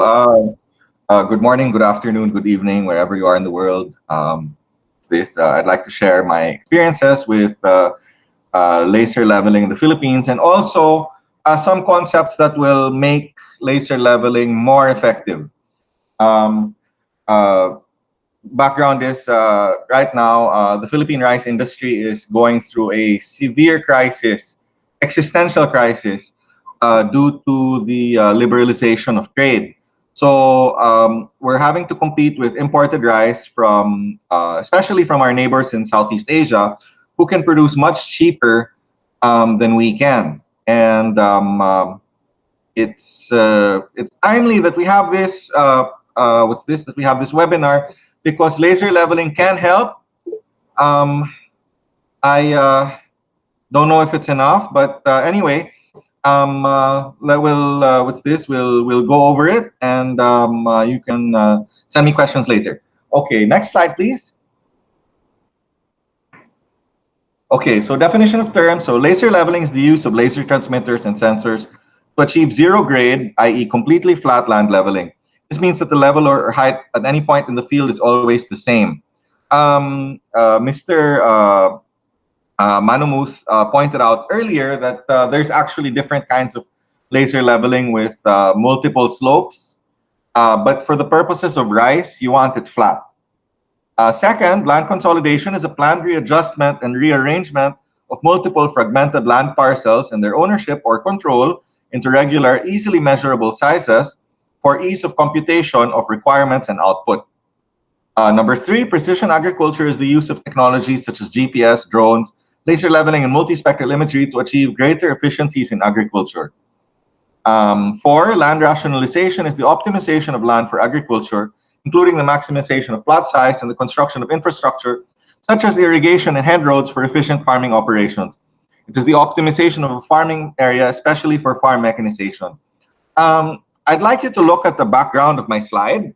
If you'll notice, the paddy sizes are quite large, and there's really a head road that gives access to all of the paddies. So this was planned. We built this, including the irrigation system to supply water to this. We started from the ground up.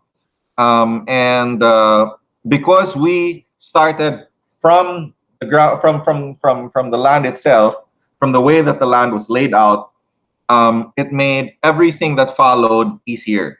Next slide, please. Reasons to do laser leveling. The first, well, actually a lot of these have already been discussed, so I'll go over it quickly. You can reduce water use. There's no deep parts that require more water. Second is better seedling survivability because the paddies are already even depth. So there's no deep spots where the seedlings don't survive, or where they get eaten by pests. Better weed control because you don't have any hilly portions that rise above the water line, where water control cannot naturally kill the weeds. It's easier to prevent weeds from sprouting. And because your field is level, your plant growth will be more even. There's no high spots, there's no low spots. So it's easier to monitor your crop. Next slide, please. So land consolidation. It's good to do it because regular integral field sizes, i.e. hectares, half hectares, or quarter hectares. I think Phil Rice uses quarter and Erie uses half, if I'm not mistaken. Hectare fields are a little big for our current situation in the Philippines, but it wouldn't be the largest field sizes in the world either. Number two, larger contiguous fields with head roads allow easier management and mechanization of farms. Number three, it helps to achieve economies of scale. And number four, it allows for more efficient farm operations. Next slide, please. Precision agriculture. You want to do this because having NDVI multispectral images gives a very good image of plant health even in large areas, allows more efficient fertilizer application, better forecasting, and more efficient farm operations as well. Okay, next slide, please. So with laser leveling, I think I was supposed to have a video here, but it might not have, what's this? It might not have made it. Anyway, if it was cut, that's fine. Next slide, please. What's important is that you, here's the video. So can the video be played? Please. It's not a video, it's a still. Okay, that's fine. Note the use of the disc harrow to break up clods in the soil. So there's two tractors running. You can see one has a bucket, the other just has a disc harrow. Disc harrow is meant to break up clods so that the bucket can more evenly distribute soil. Sometimes it's difficult to use laser leveling if your field is not properly is not properly prepared. Okay, next slide, please. So results that you can get from laser leveling is that you have better water and weed control. So you can see in this picture, the water is very even. It's easy. The level of the soil is practically flat. It's very easy to control water, and using water you can control for your weeds. Next slide, please. Less water requirement. So what's this? Same thing. Because you don't have any deep spots, you don't have to pump more, so you can already save with that.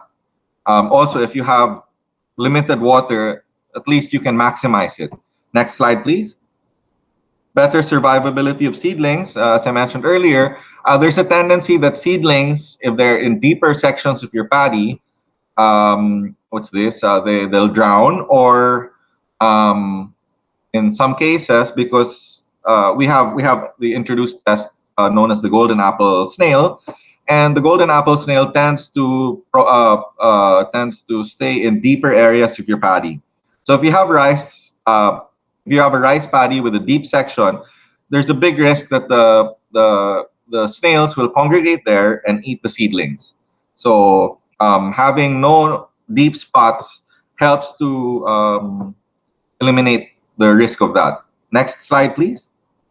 So even growth leads to easier monitoring of problem spots. Even before using NDVI or what, you don't have the drones, at least you can see the height is even. So if you just look at it, you can tell, oh, this coloration is different from this. So maybe these areas need more fertilization. So it's easier to monitor. Next slide, please. So higher yields, we increased by about 25% from 3 tons to 4 tons per hectare while reducing labor and fuel expense. A little caveat here, there were other factors at play, not just the laser leveling. We also we revised our water supply. We also put in capable supervisors over that period of time. And what's this? We also started utilizing more equipment. So it's maybe that yield increase is only partially due to laser leveling, but we know that it had a very big effect on increasing our output. So as you can see, the even when it's fruiting, even when it's already ripening, it's still at the same level, same general level. So it looks, admittedly, it looks very nice when it's ironed out like that. Next slide, please. So land consolidation. This might be a very sensitive topic because we have land ownership limits in the Philippines, and what's this? Even Mr. Beltran earlier mentioned that what's this? He was discussing with large-scale landowners. We're not supposed to exist. I won't get into it too much. But what's this? It's rare. It's rare. Your average farm size is about 1 to 2 hectares. So anything, even 30 is already large. But what's this? You will find every now and then some exceptions. Next slide, please.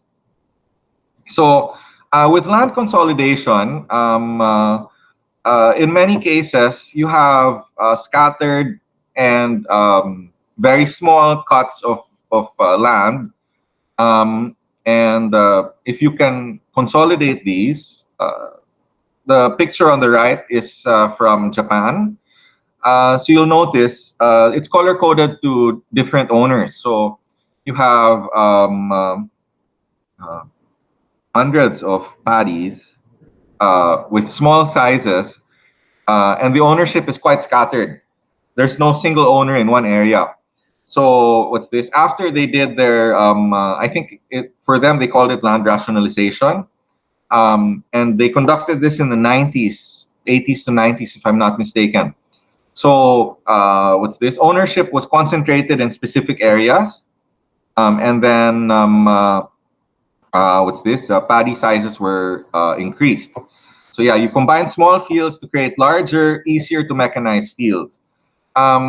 Again, this is difficult because this entails what's this? People will have to sell or trade their land, and oftentimes they might not want to do that. The picture on the left, this is from the United States. This particular farm in Arkansas, we visited it before in 2009. They have paddy sizes of up to 50 hectares per paddy. You heard me right. That's 50 hectares per paddy. So in the Philippines, that's 50 guys or more. In the US, that's just one person. That's not even his whole area. So the scale is really different. In our case, in the Philippines, if you can get 1 hectare paddies, that's already a big deal. And it might even be difficult a bit to operate, especially with wind factors. Next slide, please. Machinery usage efficiency from land consolidation. So the bigger your field size, it's not just for rice, the bigger your field size is, the better. So plotting fields around using heavy equipment makes it easier and more efficient to use machinery. And at the same time, it can extend the service lives of your tractors, implements, and other equipment. I have a screen cap here from a friend who, what's this, who sells agricultural equipment for sugarcane. Where we are, the island of Negros in the Visayas, is a very sugar-oriented island. So they were implementing the use of the sickle sword implement for cutting sugarcane to reduce the labor requirement.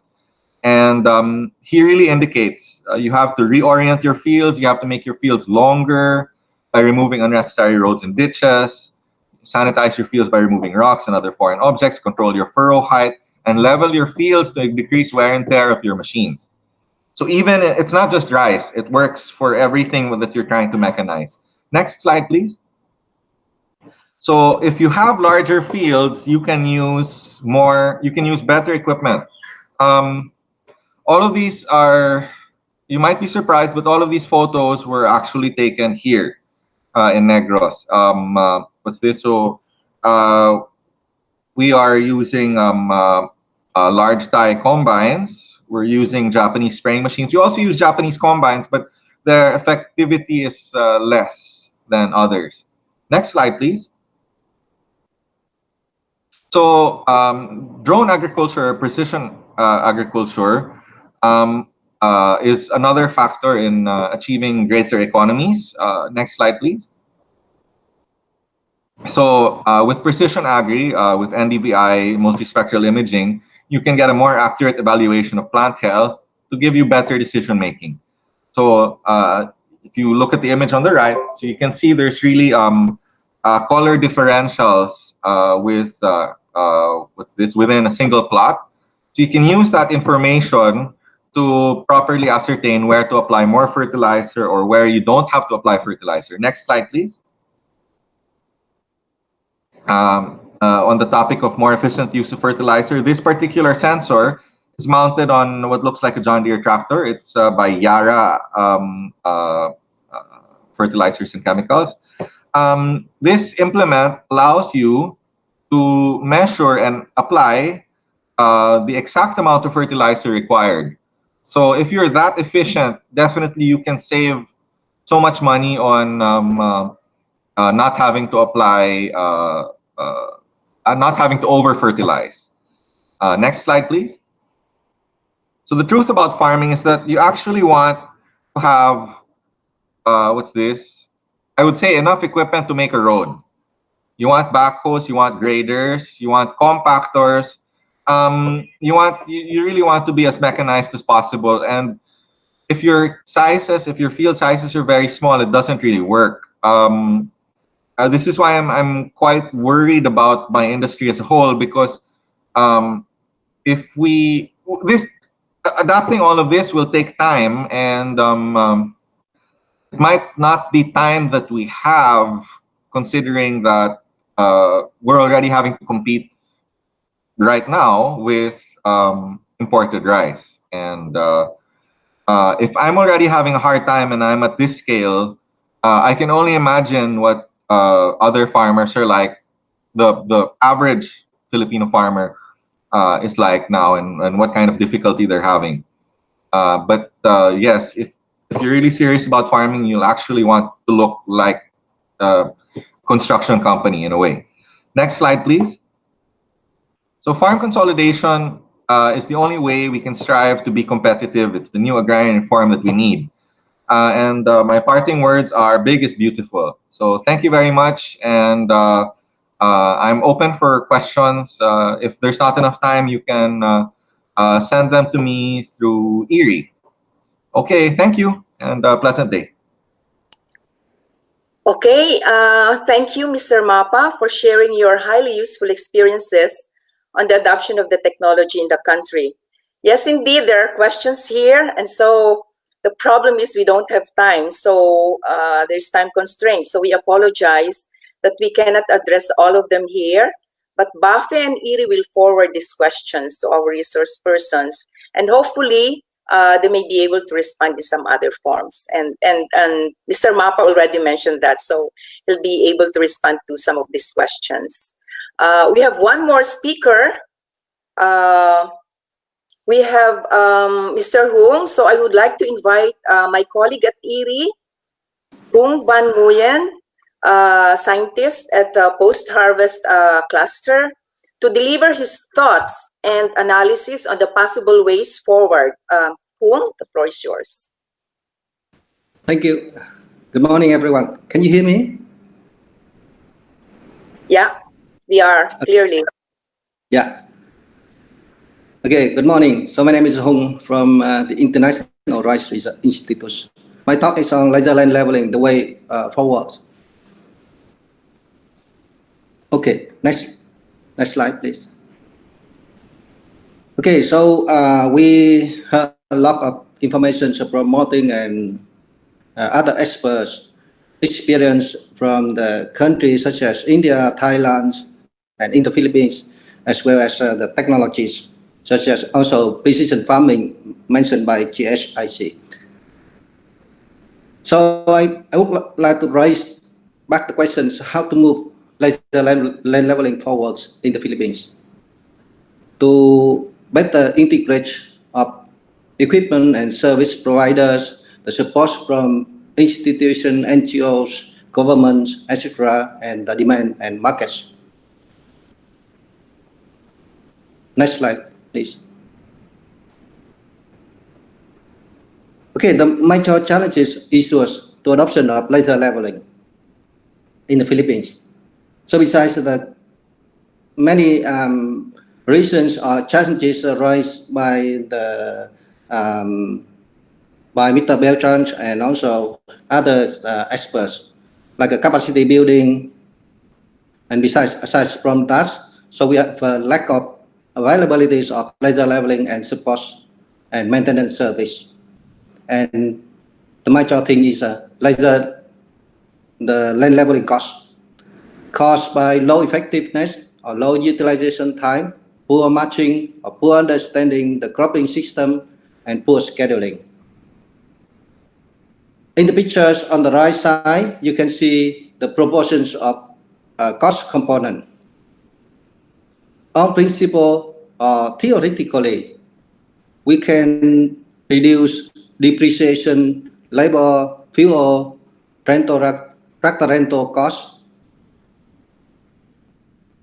by increasing effectiveness and efficiency of land leveling. Next, please, Marco.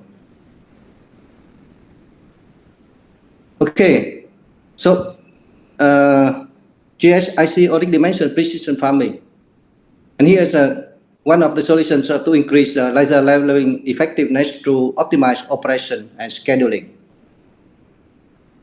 We can use drones to do the topographic surveys. We can integrate data of fields, crop characteristics from the existing database of big data such as rice crop managers of IRRI. And to integrate or use that data in the simulation tools also developed by us to provide information for optimized laser land leveling. Next, please, Marco. Okay, here's an example of drones with camera and digital fringe projector for land leveling survey of topographic surveys. We can identify topographies of landscape of field levels.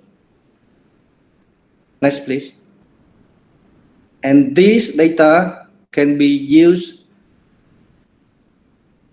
in association with the simulation tools to provide advice or information for optimized land leveling operation process and as well as to evaluate the cost benefits and precision of land leveling. Next, please. For optimized scheduling of land leveling to increase effectiveness, it means that for example, to address the issues raised by Mr. Beltran about, for example, Thailand is the capacity of land leveling is about 2 hectares per day. In the Philippines, at the moment, just 0.5 hectare per day. That one is might caused by several problems or issues or the factors. For example, is a operations process, the soil, the unevenness, etc. But however, we can increase effectiveness as well and efficiencies of laser leveling as well. So for that, we are developing an app we call Easy Leveling. And this is actually under the ongoing project with Buffet of the Philippines. So this one is developed based on the cloud, contains a database of field, soil, crop calendar, weather to optimize matching with the system or agroecology system and value chain support service. And we integrate with the data, for example, is a rice crop managers of IRI. We conduct additional survey with the farmer, with the fields in the Philippines to collect additional data. The sensors is attached in the service, in the machines. Laser level, I mean that laser leveling of tractors to identify the ID and as well as the specification or information of the laser leveling, where it is, how it is, what it is, how much it can work, or the capacity of the system itself. Provide information for optimized scheduling and operations efficiency of laser leveling. Next, please. The easy leveling is actually adapted from the Easy Harvest app. It is a module or component of Easy Harvest, and we are developing this Easy Harvest and testing in the Philippines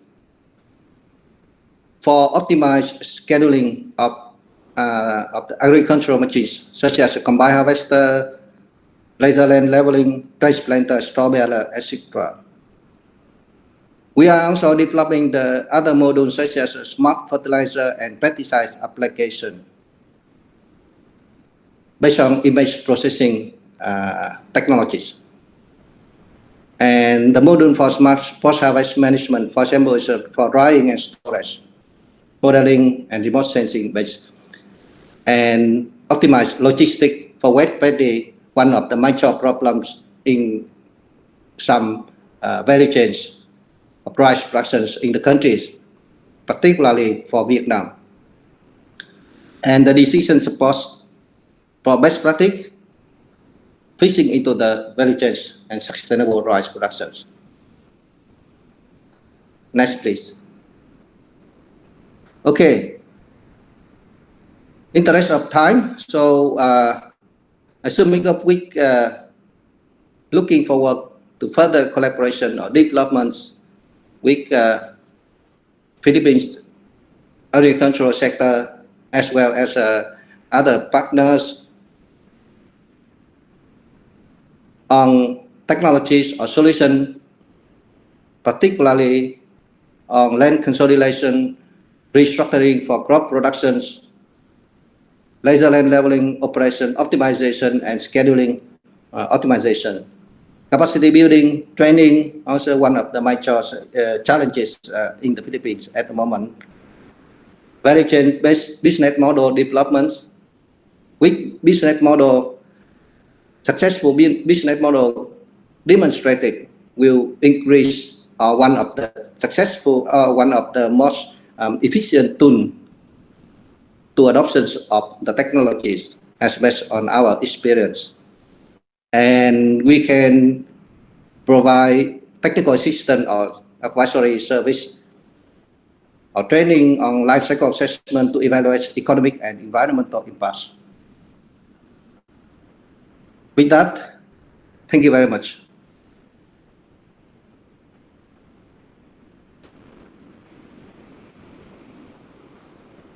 Okay, thank you, Dr. Hung, for your insights on how we can take the technologies like laser land leveling forward, ultimately for the benefit of our smallholder farmers.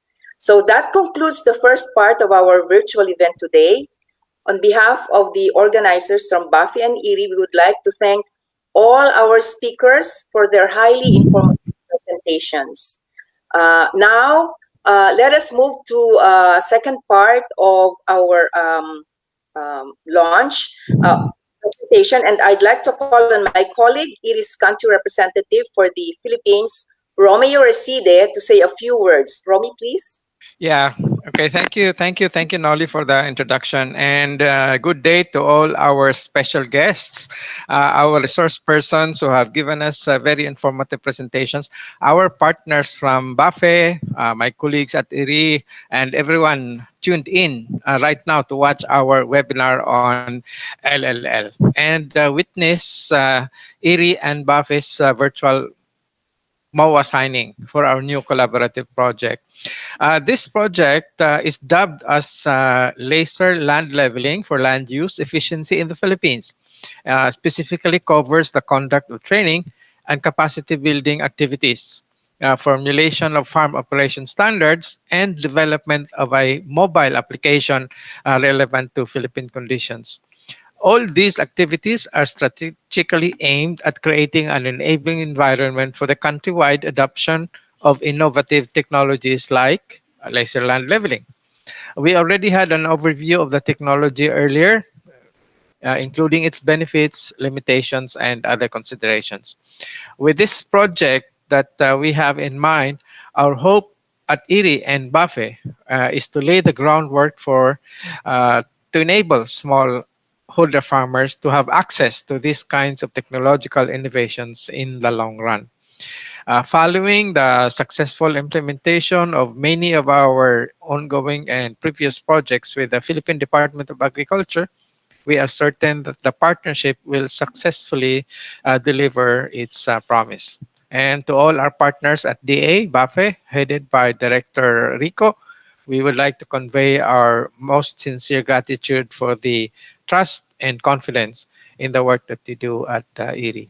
Rest assured that we are committed to supporting the Philippine government to achieve its goal of having a food secure and resilient country with prosperous farmers and fisherfolk. So thank you, everyone, and good morning. Oh, good after. Yeah, good morning. Good morning still. Okay, thank you. Thank you, Nolly. Back to you. Thank you, Romy.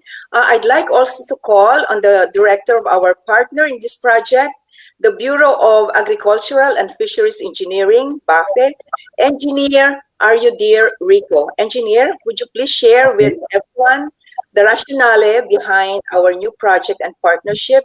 Please take it away, Engineer. First of all, we would like to greet all the participants of our webinar from the Philippines and other countries under the network of IRI.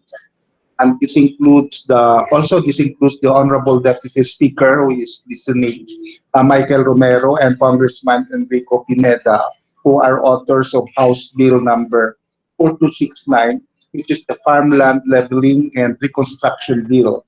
Also, the IRI officials led by Director General Dr. Matthew Morel and Dr. Romeo Residi, IRI Philippine representative and secretary to the board. And also special mention to Secretary William Carr, who is leading on the budget hearing. And resource persons, I'd like to special mention for Dr. Hong, a good friend. We were together in the SISAM before I became a director. Good morning, good afternoon, or good evening, wherever you are. Our webinar is so timely that we are celebrating here in the Philippines the World Food Day. The Memorandum of Agreement between the BAPI and IRI implements a project known as Laser Land Leveling for land use efficiency in the Philippines. And this is very important, and it is a strategic intervention towards the trust of the Department of Agriculture for agricultural modernization and farm consolidation. It primarily aims to develop and enhance the capacity of BATE, RAED, and other concerned offices in implementing laser land leveling, which will address what has been presented in the lectures, and also to develop guidelines in implementing laser land leveling and to increase the effectiveness of LLL by developing and applying a digital tool for LLL scheduling.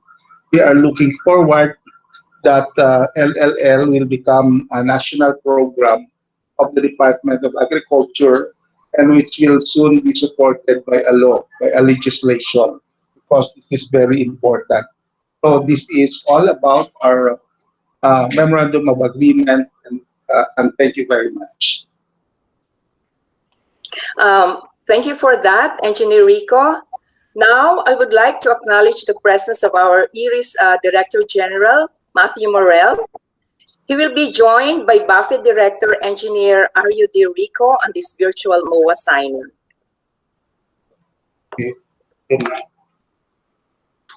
Dr. Matthew? Sorry, good morning, Nolly. How are you? Fine, thank you. Good to see you. Hello to everyone.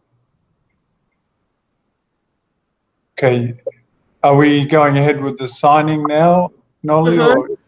Okay. There's probably you have some you have to speak or some.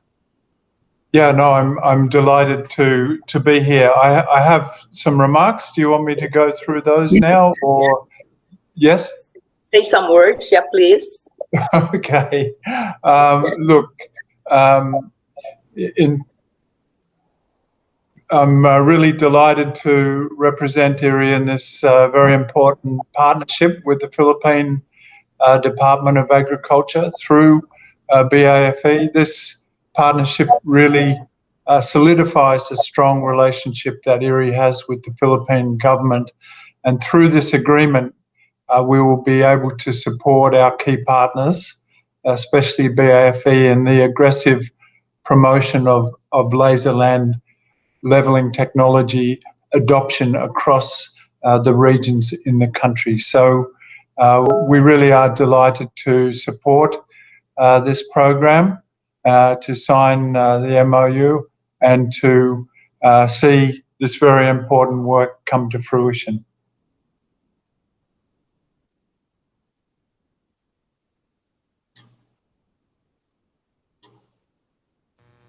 Over to you now, Director Rico. Because this will be the signing part. Director Rico, you're on mute at the moment. Could you unmute your microphone, please?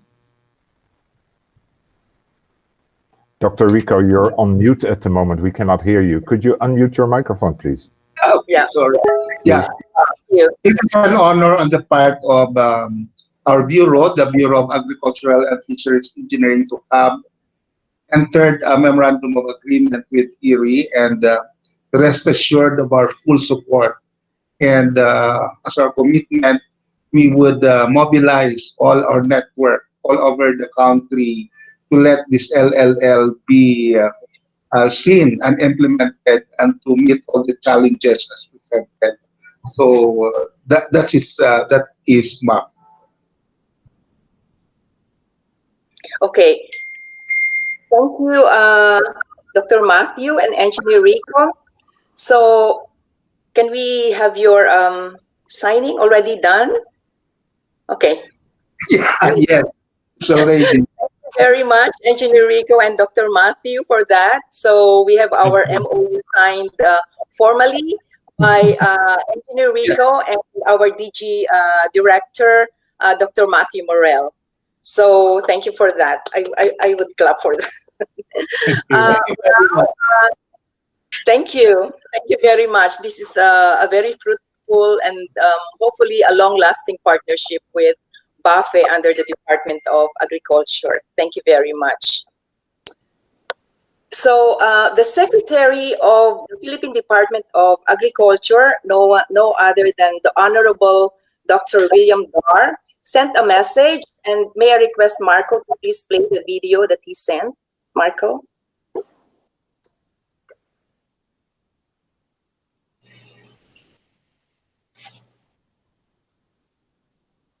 We would like to acknowledge the presence of Dr. Matthew Morel, Director General of the International Rice Research Institute, Dr. Romeo Reside, IRI Philippines representative and secretary to the board, and Engineer Arudi Rico, Director of the DA's Bureau of Agricultural and Fisheries Engineering. Laser land leveling, or LLL system, is a precision technology already adopted in Cambodia, India, Vietnam, Laos, Sri Lanka, and Thailand. Since its introduction in 1997, the technology has provided several benefits in rice production, both in terms of productivity and environmental sustainability. Through LLL, land preparation process can help achieve suitable farm shapes and sizes, which can significantly reduce seed rate by up to 40%, promote savings in fertilizers and pesticide by improving retention of soil nutrients and agrochemicals, increase irrigation efficiency, reduce emission of greenhouse gases, and facilitate uniform maturity of harvested crops. The technology also enables the consolidation of smaller fields into bigger areas, thus promoting mechanization and bringing about economies of scale. It is one of the technologies espoused to facilitate farm clustering under the new thinking paradigm in agriculture, thus making farming more efficient and increases farmers' income. Despite its benefits, the small and subsistence farmers in the country are unable to practice this technology and heavily rely on the traditional farming methods, which tend to be labor-intensive and less efficient.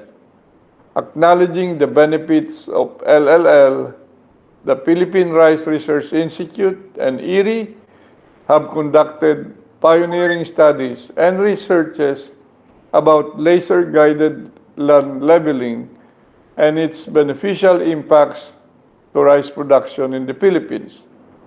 The department is also working closely with Congress in promoting LLL through House Bill 4269, otherwise known as Farm Leveling and Reconstruction Act.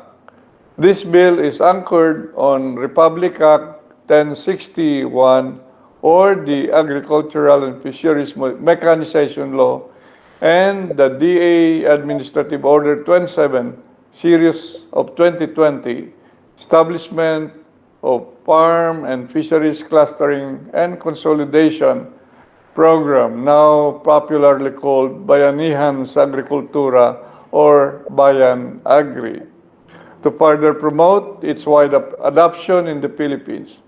The Bureau of Agricultural and Fisheries Engineering, or BAPE, will be cooperating with IRRI through a memorandum of agreement to implement a project that will improve rice-based land use effectiveness, productivity, sustainability in the country through LLL. This partnership project will serve as the department's response to increase food production and promote farm consolidation and clustering under the Plant program. Specifically, it will cover the conduct of training and capacity building activities, formulation of farm operation standards, and development of mobile application. In the long run, these activities will support our key partners in the aggressive promotion and dissemination of LLL technology in all regions across the nation. Thank you and blessed morning to us all. Thank you, Secretary Dar. So to formally close this event, I would like to call on IRRI's Director General Matthew for his closing remarks.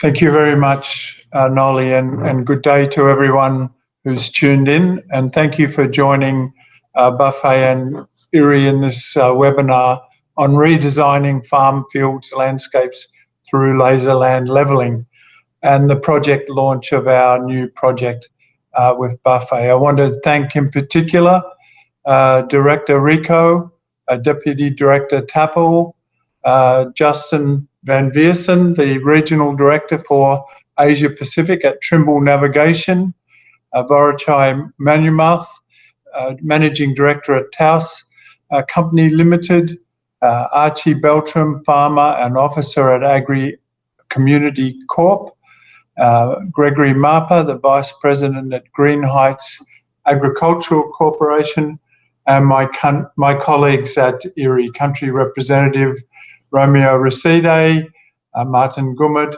Hung, and our Research Coordinator for the Philippines, Noli Vera Cruz, for moderating this webinar. I would also like to acknowledge and thank Agriculture Secretary William Dar for his message and his ongoing support to IRRI, which is very much appreciated. I would like to take this opportunity to reflect on IRRI and the Philippine Department of Agriculture's successful partnership in rice research and development over the last 60 years.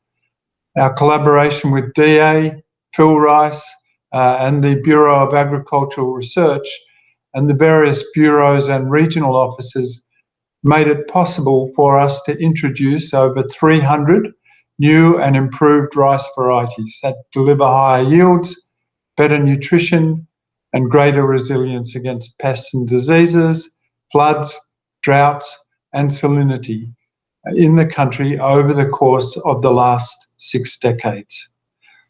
Our partnership with DA also improved the adoption of yield-enhancing practices and tools by smallholder farmers, the strengthening of research and extension services, and the development of collaborative initiatives like PRISM, Water Rice, and Rice Straw pH.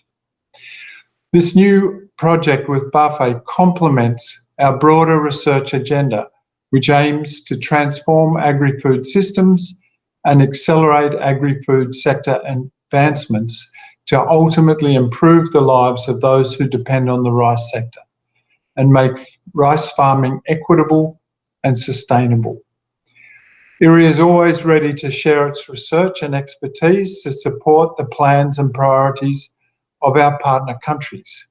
We are one with you in finding innovative solutions to respond to the complex challenges of the 21st century and to build back better from crises like the COVID-19 pandemic. Today, we also celebrate World Food Day amidst a pandemic. So it's reassuring to know that we are continuing to work together to advance innovative technologies like laser land levelling with the common goal of making farming equitable and ensuring a food secure future, despite the challenges such as the pandemic that face us. So thank you, and please have a great day. Thank you very much again for that very nice closing remark and inspiring closing remark. I would also like to thank Engineer Rico for making all these partnerships happen and this exciting collaboration happen.